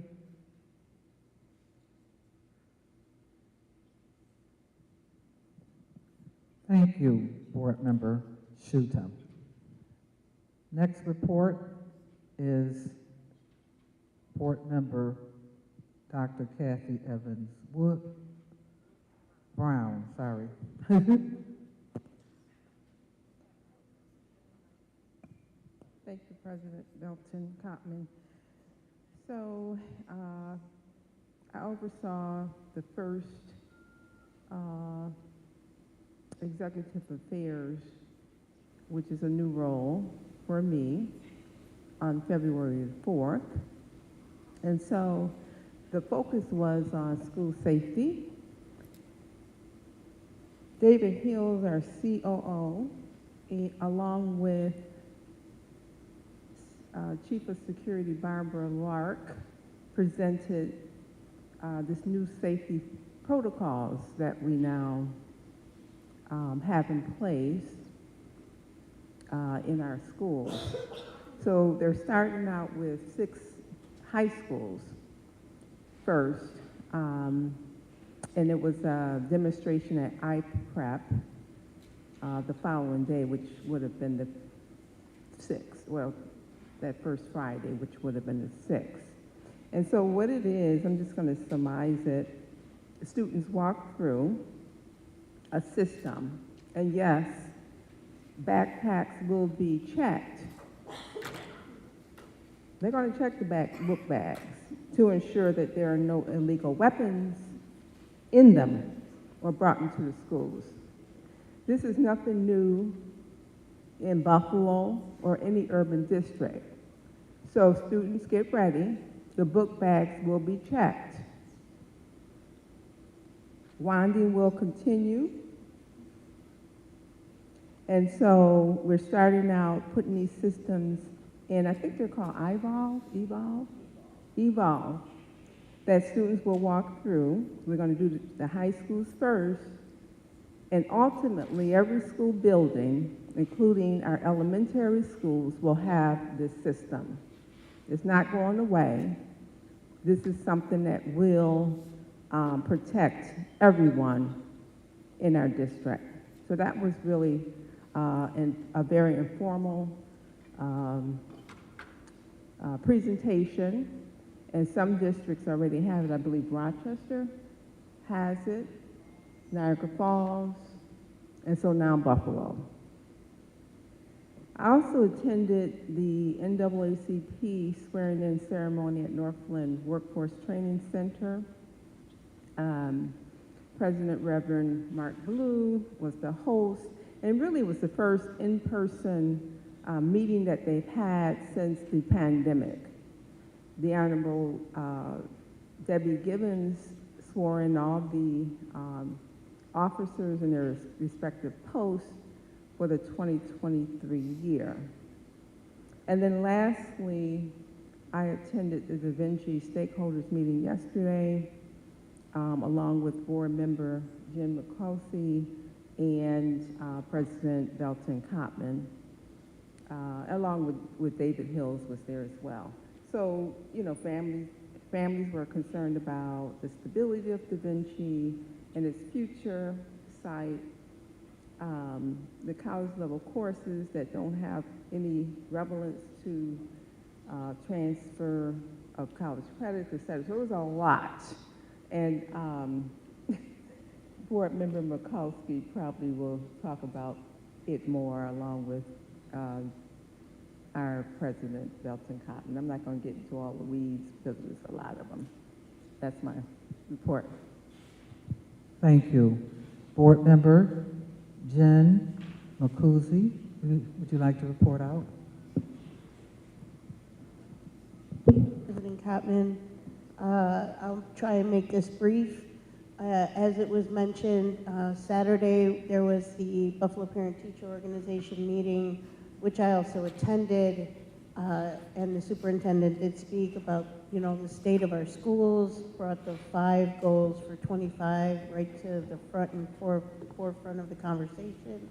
But I'd really like to report on the adult education program and how we really, as a district and as you all as community members, really need to look into this program and the wonderful things that it's doing for our adult, our adult folks in the community who need resources in order to be able to further their education. The programs that are available, the immense amount of resources, I learned so much that day, and it is one of my priorities to make sure that this is put forth and consistently advertised, promoted, and we're recruiting people. We're losing numbers in our enrollment, and there's just too many opportunities that are being missed, and for whatever reason, moving forward, there should be none because we should all be talking about this great program. So I'm gonna leave that alone. I went to the Native American Parent Resource Parent Group, their meeting on Tuesday of last week. I would like to just officially thank Ms. Botticelli and Jenna for their diligence, and the IT department. The meeting was making sure that the IT and anything concerning Native American resources and all of our information is correct on our website, and they came and just literally walked through what we have, and they were tasked by this group to add so much more to make us, make this group more in the forefront, and they did. I got the report back that the tasks that were set forth were actually met. There was a posting for the supervisor of a Native American resource program on January 11th, and the camping trip that is very important to this group, that is something that they really stressed, has actually been set up and reserved. The newsletter has gone out to all district users, and this Title VI 506 form, which is a serious concern, just where numbers are concerned and how we dedicate resources to our Native American students and how we recruit for that and how we make sure that people know that it exists. A QR code has been added so that you can access this form in another way. So these were all tasks that was actually put forth to the district, and I got the email that they were met, so thank you very much. And just to touch on the Da Vinci meeting yesterday for all our families and parents, we recognized in this meeting yesterday where the intention was that it would be a tense meeting because communication hasn't been great.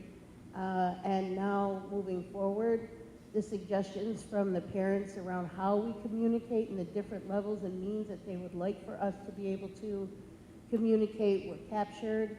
I would like to really appreciate and acknowledge our board member Graydon, who is a student there and spoke and encouraged the students of Da Vinci to speak up about the issues that are going on in their school.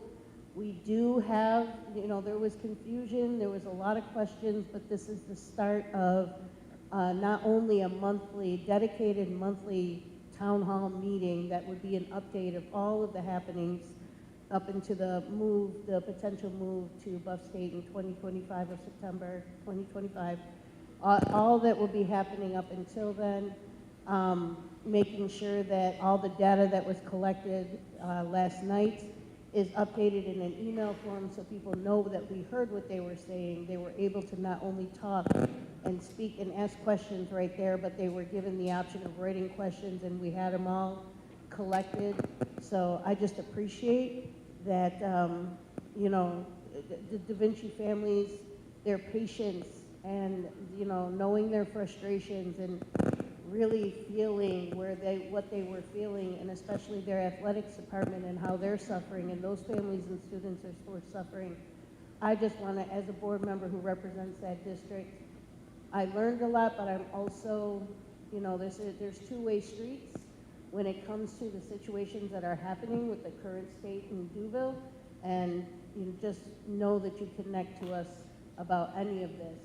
We had put our information out there. Thank you to Operations Director David Hills. Thank you, ASL Rafael Perez. Thank you, Greg Ledzinski, who is the principal of that school.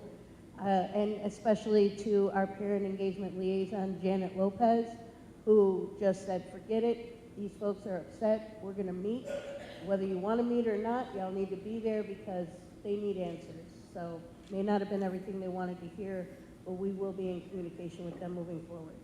I hate to kind of belabor things, but this is what as far as I know, and as far as I know this board is dedicated to doing, is if we don't know, don't assume, If we haven't reached out, don't assume that we know and we're just not. Some things we're not aware of, so reach out to us.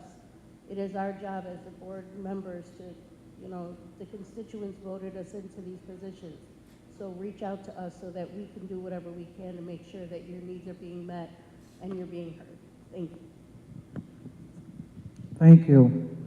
Briefly, I'd just like to just share some great things that have happened in this district over the past 30 days. There was a signing day at Bennett High School for 2 players who went Division I.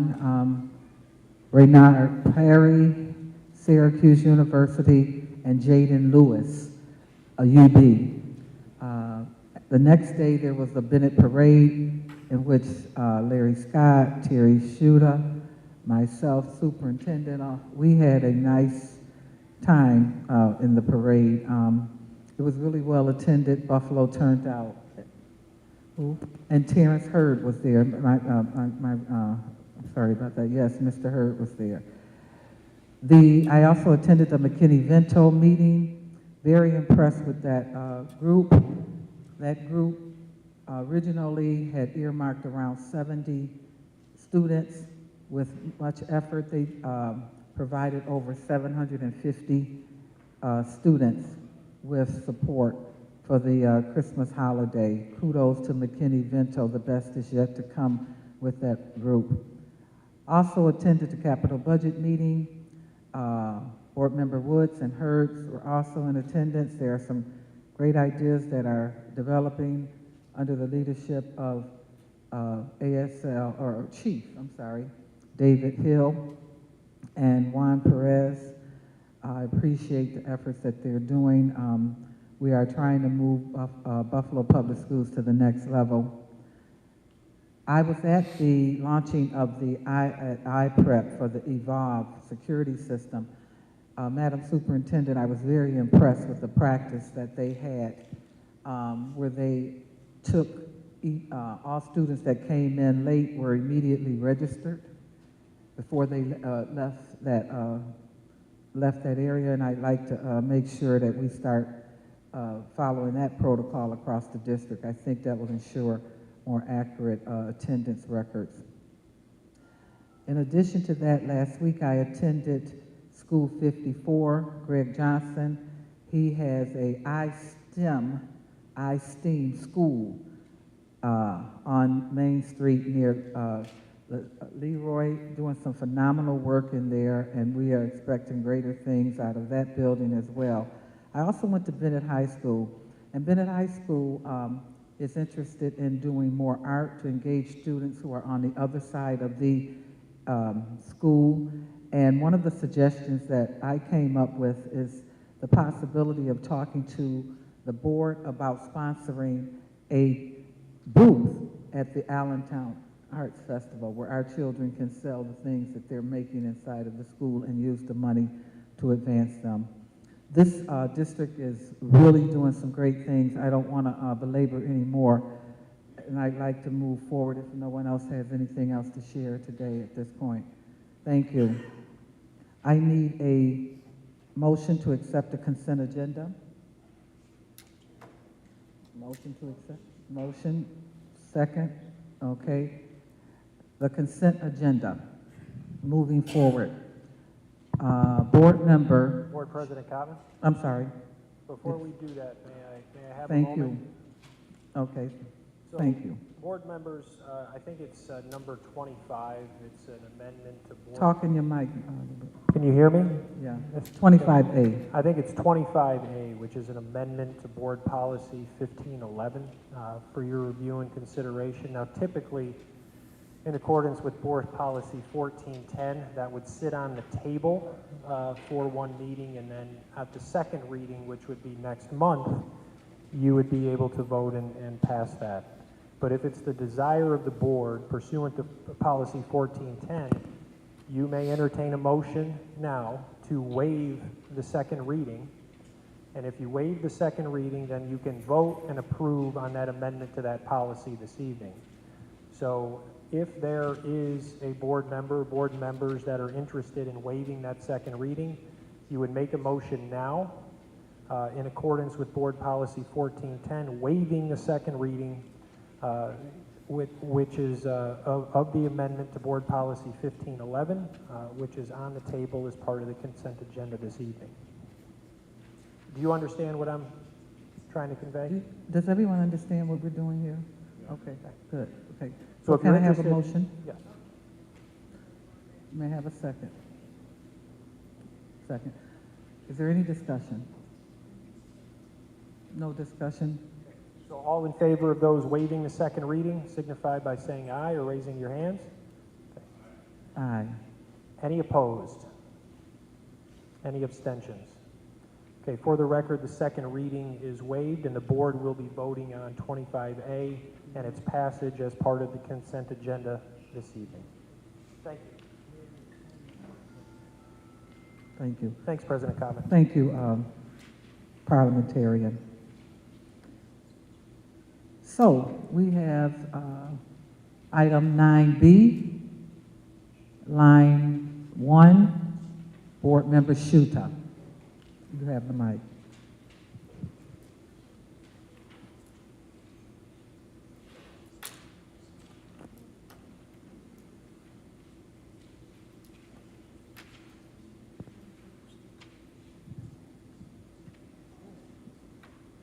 Thank you for line 1, the position of textbook inventory specialist. It's my understanding there's a grievance from local 264 that has been going on for over 4 years and it has not been resolved. And I'm wondering if we can ask for status next board meeting?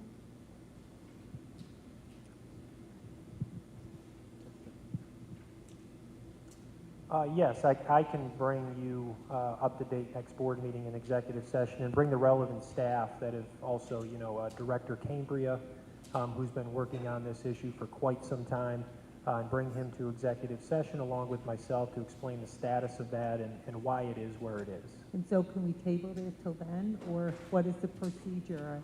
If you, Ms. Schutter, would like for the board to consider tabling it, you would make a motion for that item to be tabled this evening. You would need a second and then a vote of the board to do that. I would encourage you, though, to not do that. And Mr. Barnes, if you'd like, you can come up and explain the importance of this position. Okay. It's been something we've been working on for quite some time within the district. And there are often disputes amongst bargaining units as to what position, whether a position should be placed in this unit or that unit. And they can go to PERB, the Public Employee Relations Board, to have that dispute resolved. There really is limited exposure or liability on behalf of the board for moving forward this evening if that's what you choose to do. But Mr. Barnes, if you'd like to talk briefly, if Ms. Schutter would like, to explain the position of textbook inventory. The district buys about between $3 and $5 million per year in new textbooks, but it has an inventory 10 to 15 times that amount. This position is much needed to manage both the central inventory of books, but also to manage the annual process of taking books out of the schools, putting them into that central inventory so they can be repurposed the next year.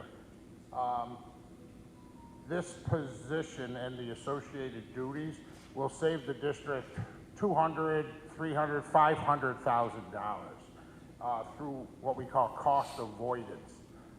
By the schools taking the books out of inventory, when in prior years before there was a central, they would just keep buying books and not opening the boxes and buy the same books again the next year. So from a finance perspective, we have revenue maximization, cost savings, and cost avoidance. This is a great cost avoidance that'll save the district money. Is there no alignment to the stock clerk civil service position? That there is not the book inventory specialist? That's correct. So there is no correlation between the two positions? Mike Cambria, who worked on the project and the actual position, could spell that out probably more specifically. but there is not, in my understanding. And this position is needed by the district and will save it quite a bit of money. So I don't feel comfortable at this point, but I would make the motion to table it till next week, till the next meeting, Turn it back over to Nate. okay? So we have a motion to table 9B, line 1 by Board Member Shuda. Any second? Not seeing a second, motion fails. Okay. And so you still are, you may vote as you choose. Okay. Thank you. Carded, and no one was monitoring it. There was a gentleman named Mike, I can't think of his last name, who worked this position and created it probably about 10 years ago. And to save the district money. It is 19E, Board Member Woods.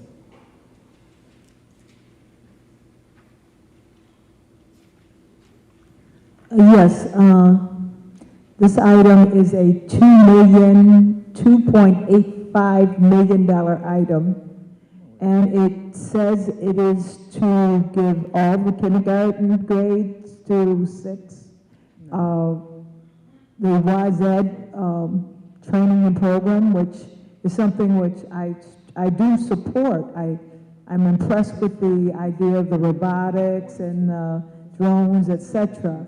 So my question is can you give us a little bit more detail on this rollout, how it's going to happen, when it's going to happen? Have you spoken to any of the principals? Because I asked specifically about, in fact, Waterfront School, who back in October just was so excited about this program and asked to be included, and so far, as of today, they didn't know if they were even included. So I just said, well, let me ask for some more information, what schools are going to be included, what, when, why, where, and when will my principals know what's happening.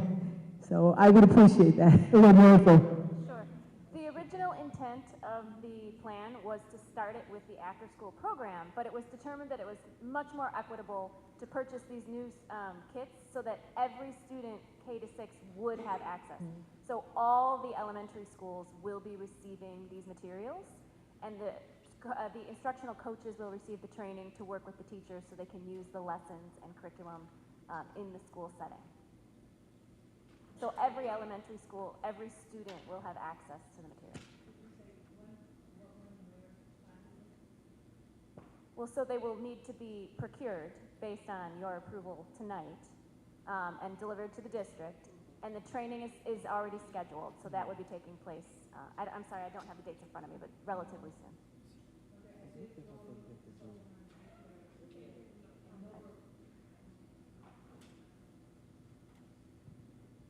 I did go and look at the supplemental details, and you had a spreadsheet. It did list all the schools, and I did see Waterfront on there, thank you. But again, at what point are you going to communicate with the principals?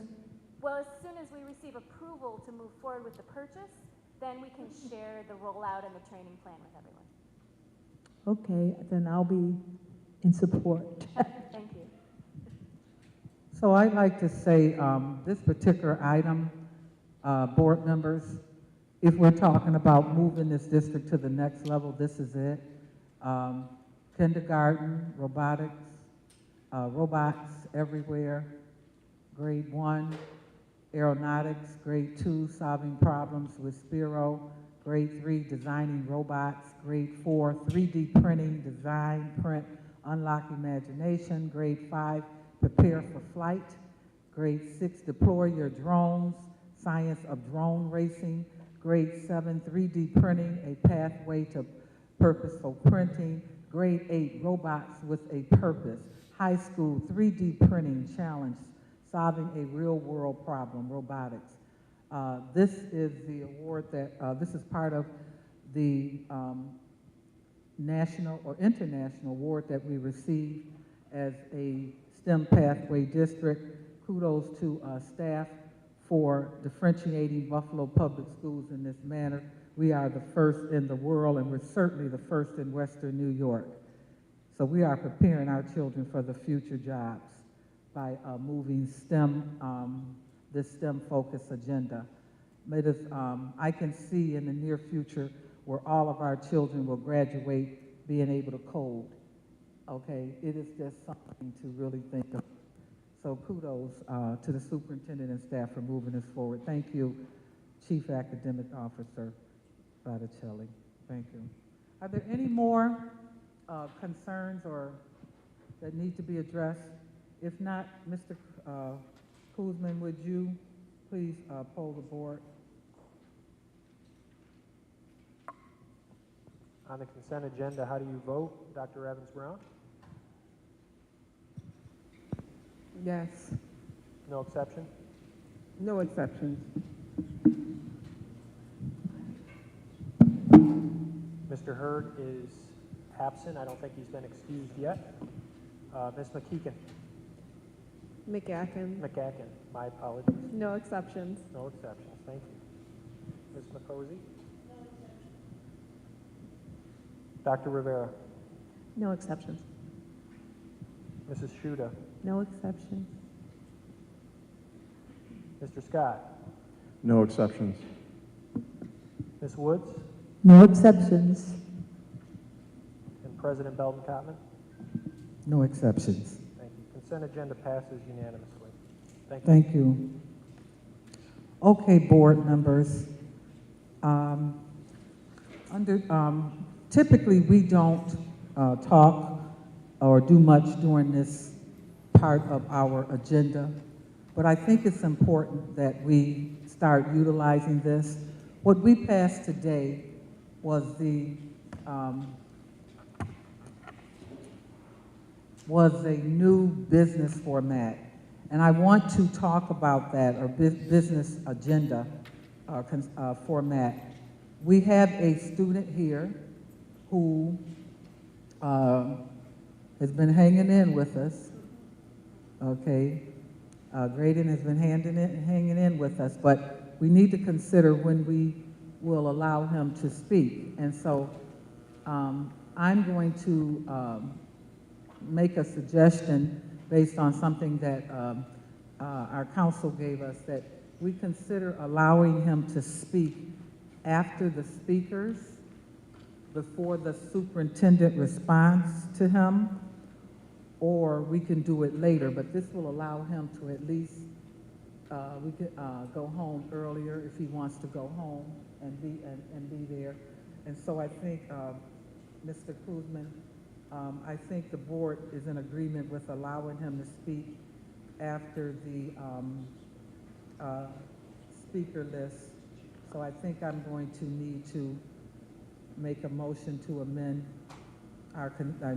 Yeah, what we'll do, Ms. Cotman, is we'll note that for the on your agenda that you have in front of you. So when it comes time for our student board member to speak, at the end of the speakers, you'll give him the opportunity to do that. And I think it makes a lot of sense to do that, because then the superintendent, before she responds to the rest, can listen to our student board member and representative and respond to him accordingly at that point in time, as could the rest of the board.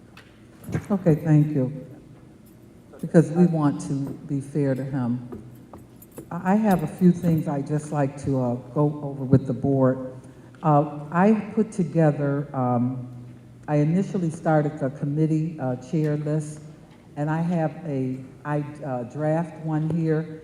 I'd like for each one of you to take a look at it and see if it meets your needs. If it's not, then what we need to do is change it. And keeping in mind that we have not had our discussion about what our priorities are for this year, and we will be doing that soon. One of the things, however, one of our main priorities that I think we agree with is focusing in on the needs of our most vulnerable children, which are our children with special needs. And so board member Dr. Rivera has taken the time to put together some ideas, and she'd like to share them with the board, and she has the floor. Meanwhile, I'm going to pass out the preliminary committee. Okay, thank you very much. I appreciate the time to discuss this. So, as most of you know, one of the things nearest to my heart is working with our students with disabilities. And as I've said at the board table several times, our students with disabilities can succeed as much as our students who are not identified with disabilities with the appropriate supports. And I don't think anyone here would disagree with that. I think the board as a whole, I know the superintendent and her staff are really dedicated to working and helping support our students with disabilities. One of the things that we would like to do to propose to the board, however, is having a structure to have this looked at. And there are two policies embedded in the board policy packet. One is to establish a temporary committee of the board. It's a temporary subcommittee of the board that can look at a focus, a particular focus. Another is to request or work with the superintendent to create a standing or ad hoc committee appointed within the district. And so to allow for the space to really look at our special education programming, to look at its needs, to look at its strengths, because there are a lot of strengths in the programming in this district, to look at its weaknesses, the areas that might need to be improved, and to look at opportunities, places in which we haven't expanded yet to meet the needs and the challenges of our students with disabilities, that we can do to take the district to the next level, to bring us to the next place, because we can't reach our next level until we serve the needs of our students with disabilities and afford them even more opportunities. And we want to make sure that's part of this conversation. And so as a result, the structure would be, the proposed structure is in your inboxes, in your email, for your consideration and feedback. And the structure would be that the ad hoc committee would have a charge to analyze data and review the policies, procedures, and processes that are related to the identification, the assessment, the placement, the discipline, and the transition.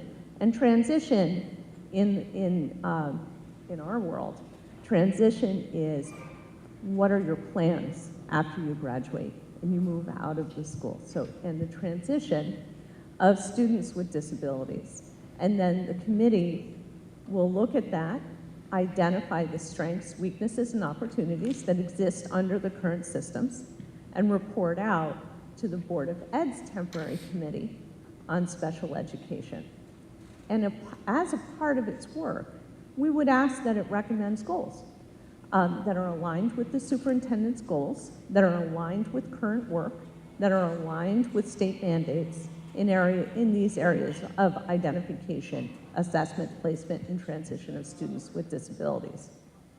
Then the board's temporary committee would take these reports, they would take regular updates to be shared with the board, and they would work on those recommendations to elevate that business to the board level and support that work. So that's what's being proposed right now for those two potential committees, and I look forward to further feedback and discussion on that. So when Dr. Revere proposed this, I thought that, and I feel it's a lot of work. It's a big elephant, and granted, to attempt to take small bites of it as a board, and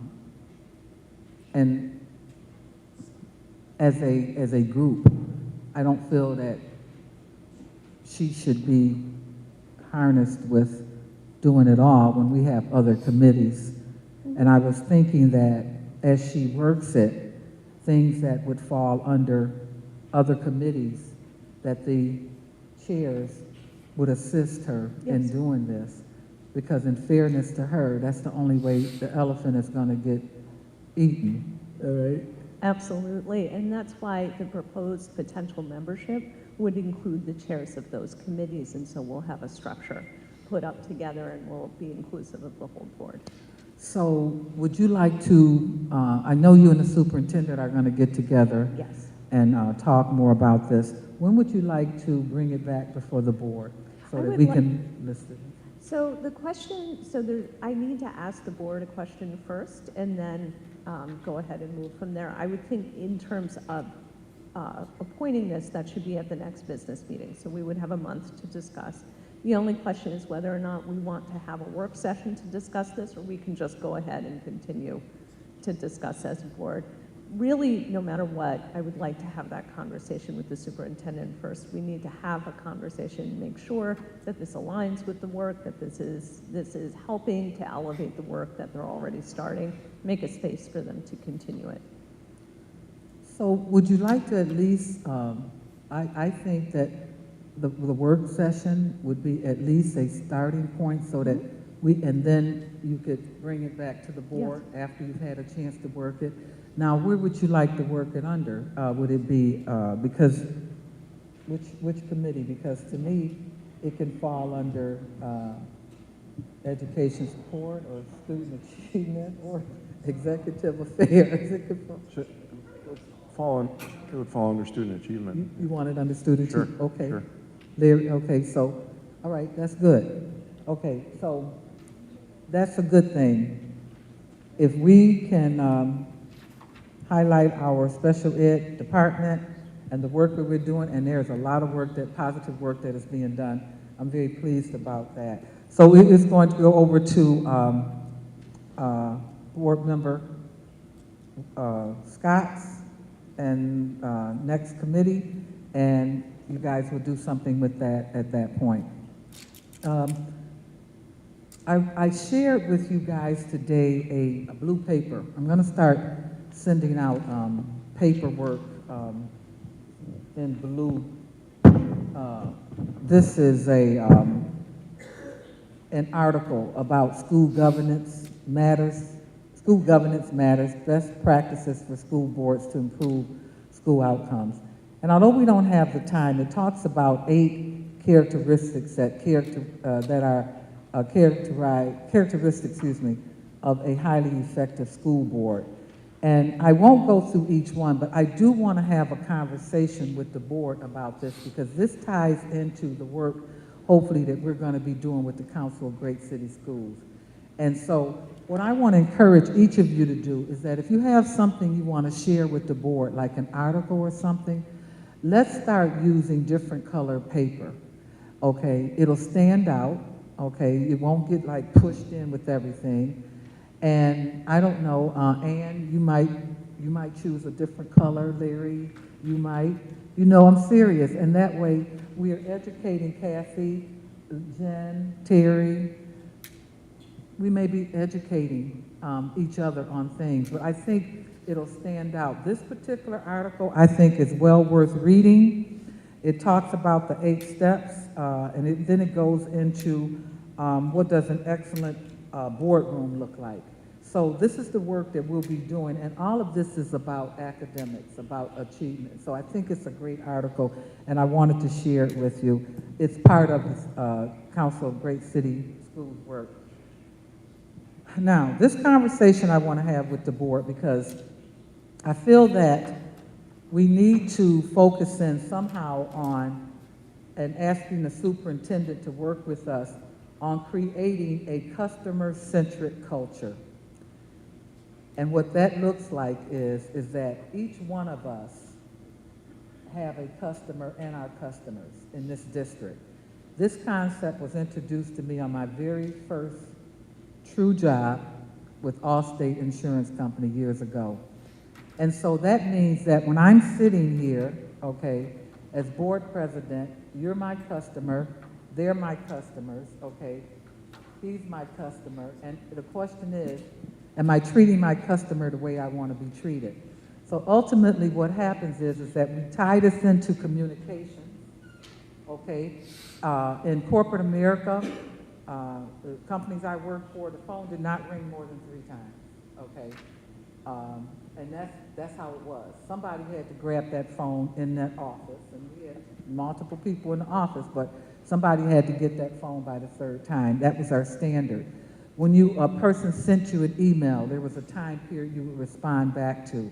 We have situations in this district where people are mailing out or emailing, sending important documents in, they're not getting feedback. So I want to, you, Madam Superintendent, let's start looking at how we can make it so that people know that we're on top of what we're doing in our district, and we'll work on that on our board level as well, okay? Just throwing it out, trying to see, what we can do, but I think we can do better with customer service and making sure that people feel relevant and important. One of my concerns is making sure that the switchboard is open from the time that we open for schools until the time. There should not be any time, in my opinion, that switchboard should have a voicemail on it. Not during the day, okay? Because people are calling, those are our customers. They have a question, they need it answered.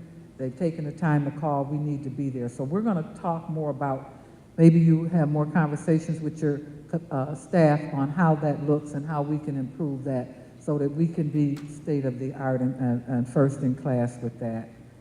And that ties into communication. What I did not put on here was something about safety. I feel that there's a need for us to have a safety or tie safety into one of these. Now, what I did do today was I did ask our new board member, Cindy, to tell us a little bit about her. And the reason that I wanted her to share with us is because every conversation I have with her, I find out that it's more interesting than the time before. As far as working with kids, I mean, young people, she spent a lifetime doing it. And so I asked her to be highlighted today in our board meeting. So would you please share with us a little bit about yourself and what, where your heart rests with children and things like that. Thanks. Sure, thank you, President Kottman. I appreciate it. So Cindy McGacken, so happy to be here. And outside of board service, I am the CEO for Peace Prince of Western New York. But prior to that, I can tell you that I spent 22 years of my professional career, pretty much in my entire professional career, working in the nonprofit sector, working with folks with disabilities, working with folks identified as having mental illness, and now more recently working with those that have justice involvement. When that started, I will be honest, I didn't realize the depth and how it connected to everything, on every level, in every system, in every space that we operate. And over the years, whether it's fortunate or unfortunate, my career path has moved me in a space where I am working with individuals that are younger and younger. I'm seeing generational patterns, and it is overwhelming, it is frustrating, it is difficult to operate within these systems and these spaces and see not only the frustration of the young people, of their families, but of the individuals that are working in these spaces. And universally, it's all connected.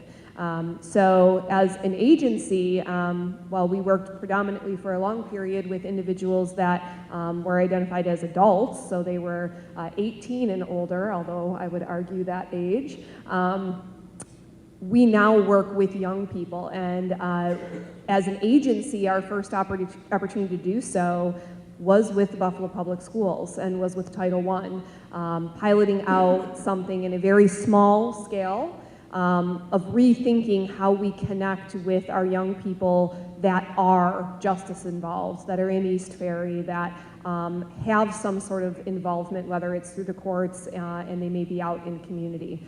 And in this small little pilot of one person, working, what we did is provided intensive, holistic, wraparound services. And we hear these terms, we like to throw things out there all the time.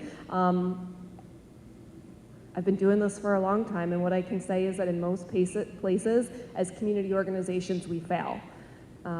We say we do things, but in action, we're likely not doing it. So in this case, we worked with a very small number of young people brought to us by Title I, And we provided not only intensive services to these young people, meeting them where they're at in a completely judge-free space, but we worked with their families and the greater community on a larger level, because that's what it's about. You can't come in and do one thing and expect to have complete change. That's not how that works. We predominantly work with folks that are 14 to 18, and majority of the individuals we're working with are detained for nonviolent offenses, which is even more frustrating on multiple levels. But one of the things that I can say is that the young people that had been in our programming, there's an 87% graduation rate for those that were at that age point. And again, it's a small number, right, of people we worked with, but that's huge.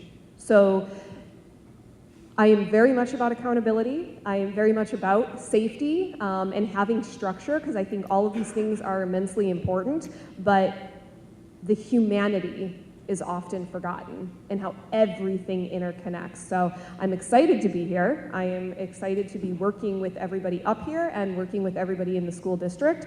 And I think that we have opportunity. So thank you. So on that note, take a look at what committee we have created. And I have asked her to chair. It's an ad hoc. It's School Discipline and Government Relations. Good night, young man. Thank you.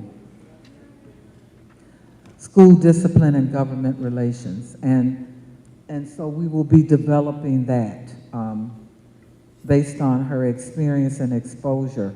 She also has volunteered to be the Common Council Education Committee representative. Okay, so we're going to work. Now, if there's something on here that you don't like or don't agree with, please let me know, and let's try to move it to the next level. I want to identify Jennifer Makuzi, because under athletics, the Section 6, the community has asked to reconvene their committee in regards to inequities associated with Section 6. And so Jennifer has agreed to spearhead that for us and to work with those, most of them are gentlemen, who want to see that things happen in a more fair way. And I can't wait to get that up and running, and I'm pleased. Mr. Hurd will do the modified sports, and overall, I will sit and work with Mike House and the other athletics. Someone else wants a piece of this pie, we can definitely share it. New ideas, innovation, and technology. I put that because that ties into STEM, and I want us to keep an eye on making sure that we are moving that to the next level. And so, Dr. Revere, one of the things I want to see happen in this district are STEM programs directed at children with special needs. I've always, and esports as soon as, yes, esports. Superintendent reminded me, I'll put that on there. Believe it or not, they approached us, and the conversation went, well, maybe we should go to Rochester first, because we're Rochester-based. But I did have the opportunity to go to Villa Maria, who has an excellent esports department. They're growing, and if you want to talk about engaging our children, this is where we're going to be able to do it. So there are things that we just are going to grow in this district and move it forward. I don't want to belabor. We're looking at getting out at a very decent hour, but I do want to open up the floor for any board member who wants to talk about anything that they feel is important or that they want us to start focusing in on at this point. And if you don't have anything this week, maybe you'll have something next month.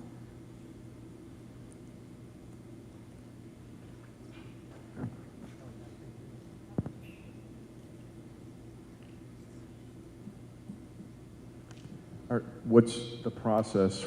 So you have open positions that are on some of these committees or as representatives.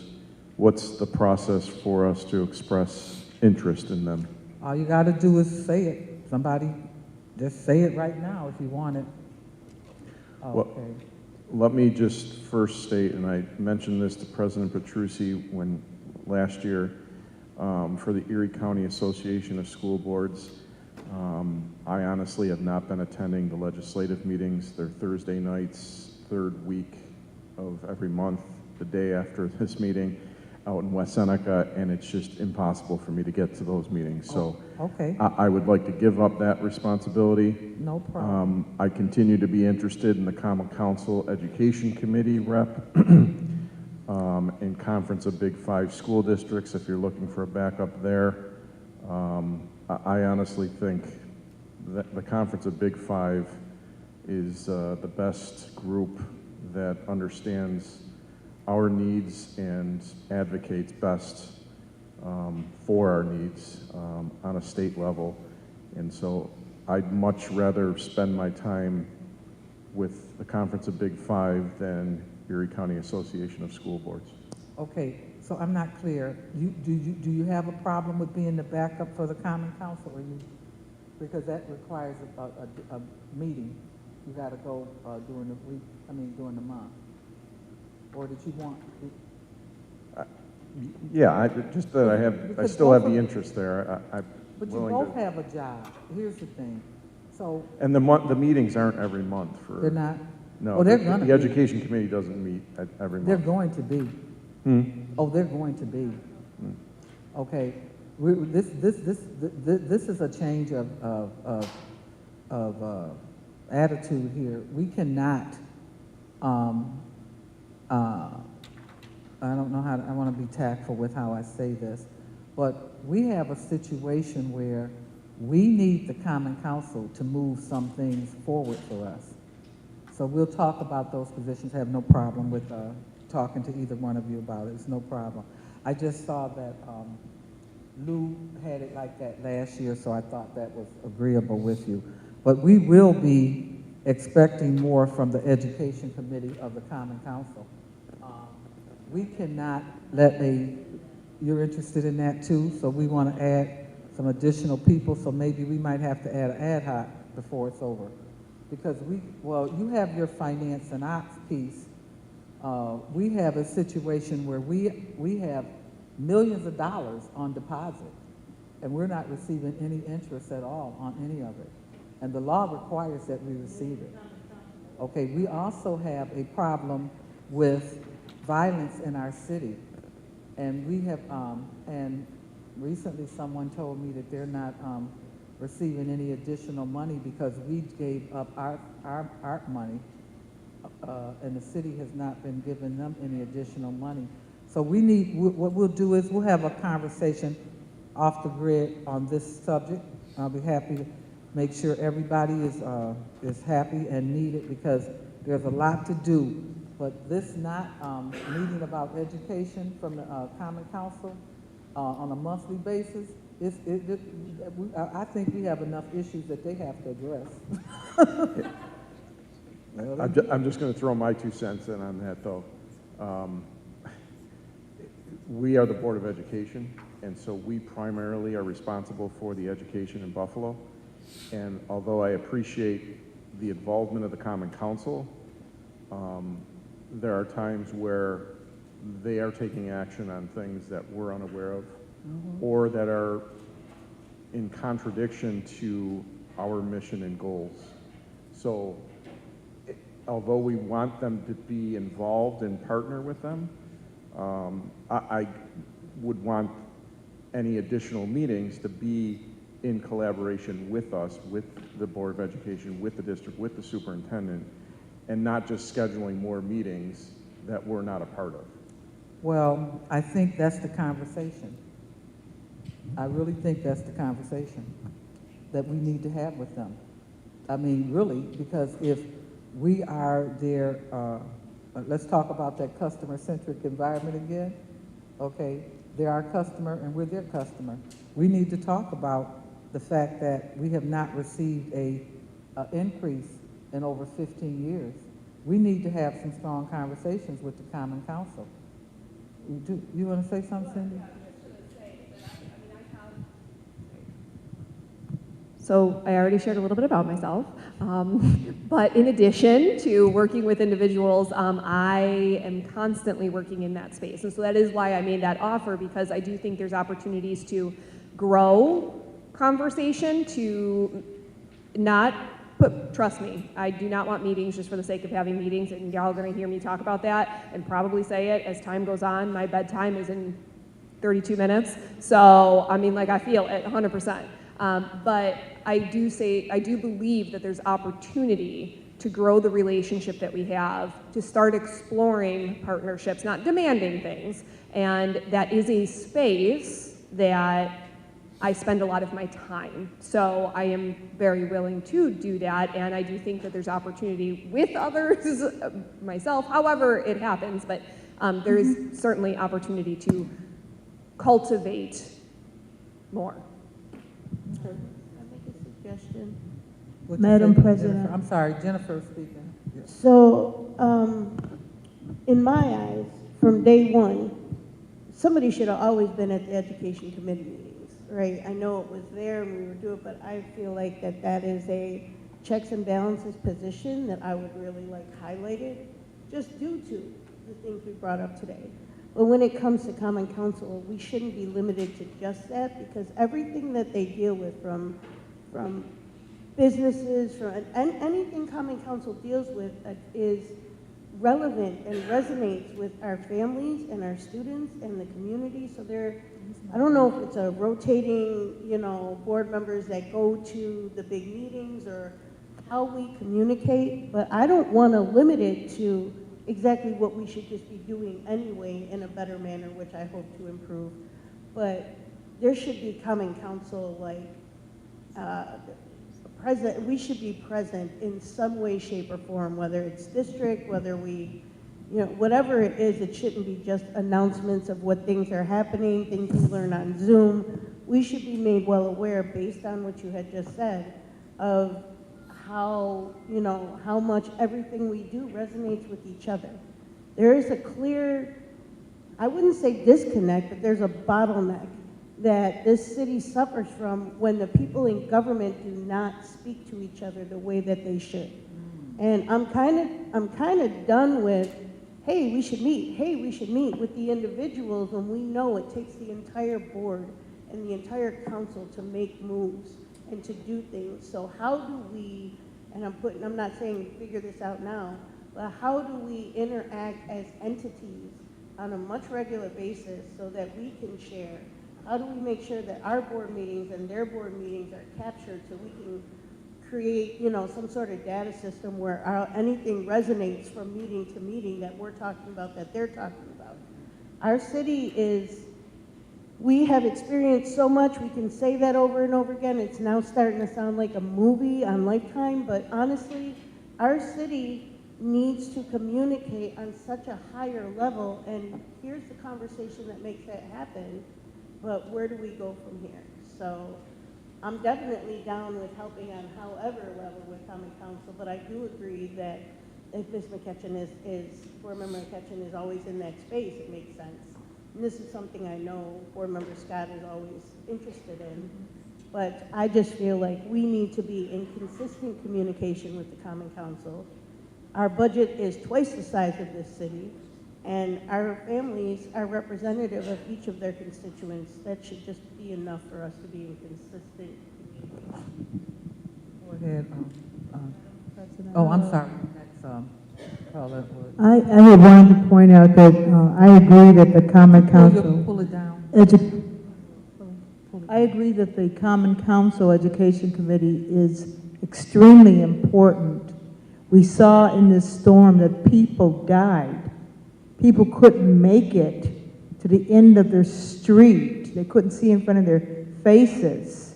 So a coordinated plan for using schools and churches and opening things that people could get to. Schools are on every street down here. People made it safely and lives were saved because the school system opened some schools and took people in. And school 17, 16, etc. But we need to have that conversation because it's our parents and students that are dying.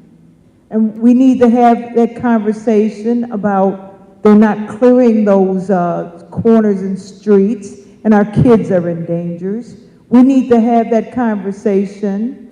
There's just so many things, you know, they're giving away schools that you know, we put the money into, we built. I mean, that's a committee that, yeah, I'm interested in because I work with the councilmen on with our block clubs, et cetera, but they need to step up. They definitely need to step up.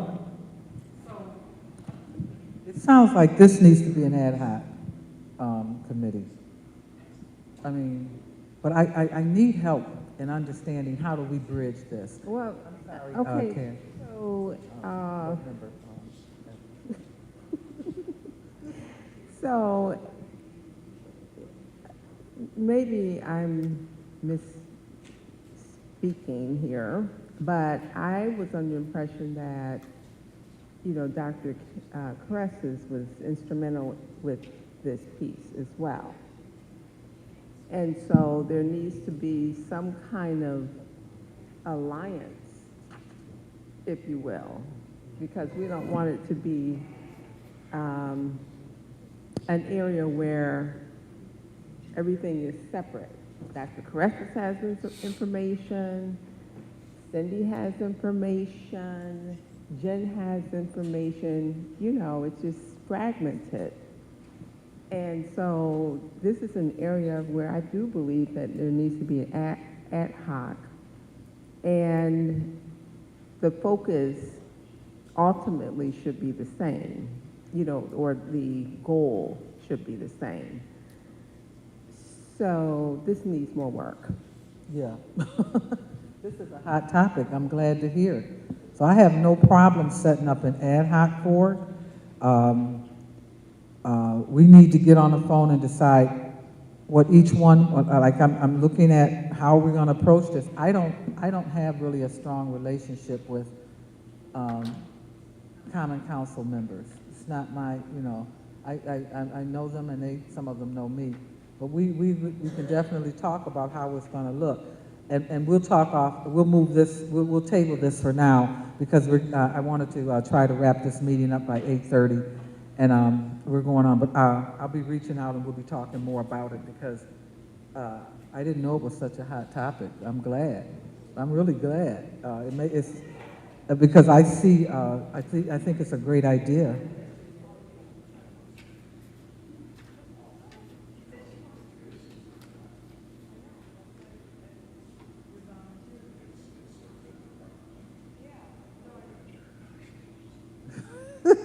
We'll talk about it. Anyone else with anything else to say? Kathy, oh, hold on. Anything else?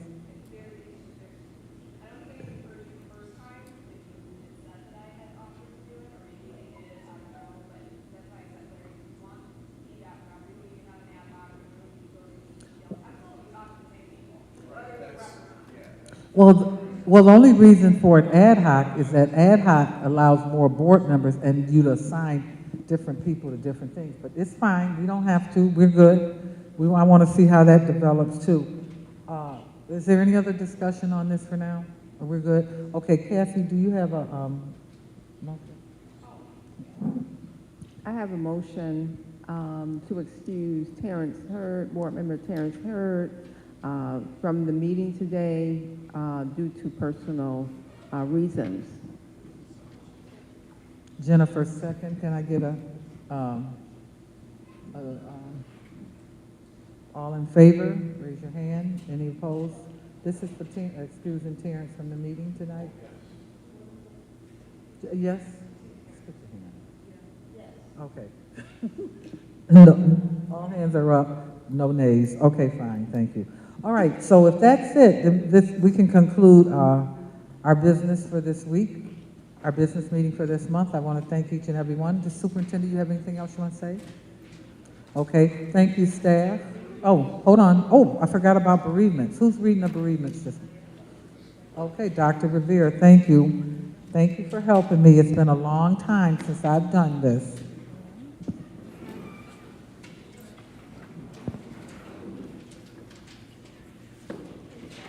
Read the bereavements and will follow by a moment of silence in recognition of the loss. The bereavements for January 18th, 2023, December 15th, Scott Friedman, physical education teacher at School 131. December 29th, Mary Harris Nelson, mother-in-law of Audrey Harris, a teacher assistant at BAFA 192. May we have a moment in silence for them, please?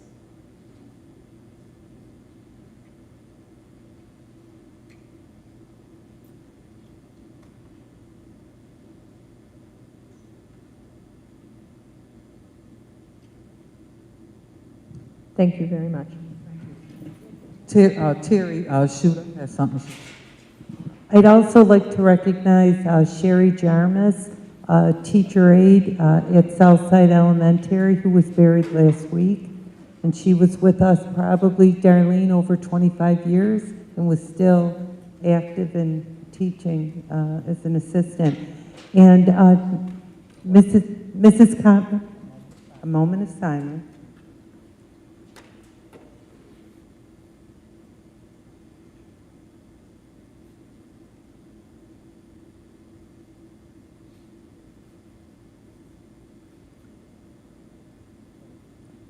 Thank you. And on Friday at 1 o'clock, Mrs. Cotman and I are going to take a tour of the Renaissance House for students that are suffering from addiction. And if anyone would like to join in their tour, feel free to contact us.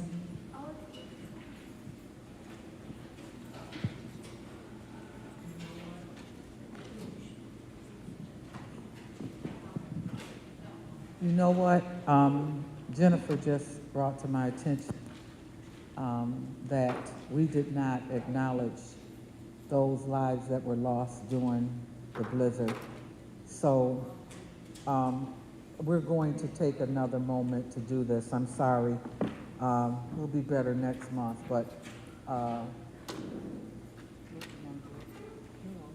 okay. We personally were touched by the tragedy in the BPS family on numerous people, but particularly the children, the Liggins children who were lost in the fire.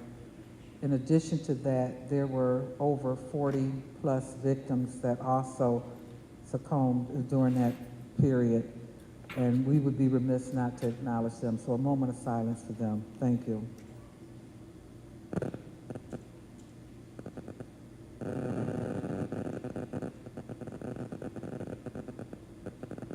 Thank you. May I have a motion to adjourn? No,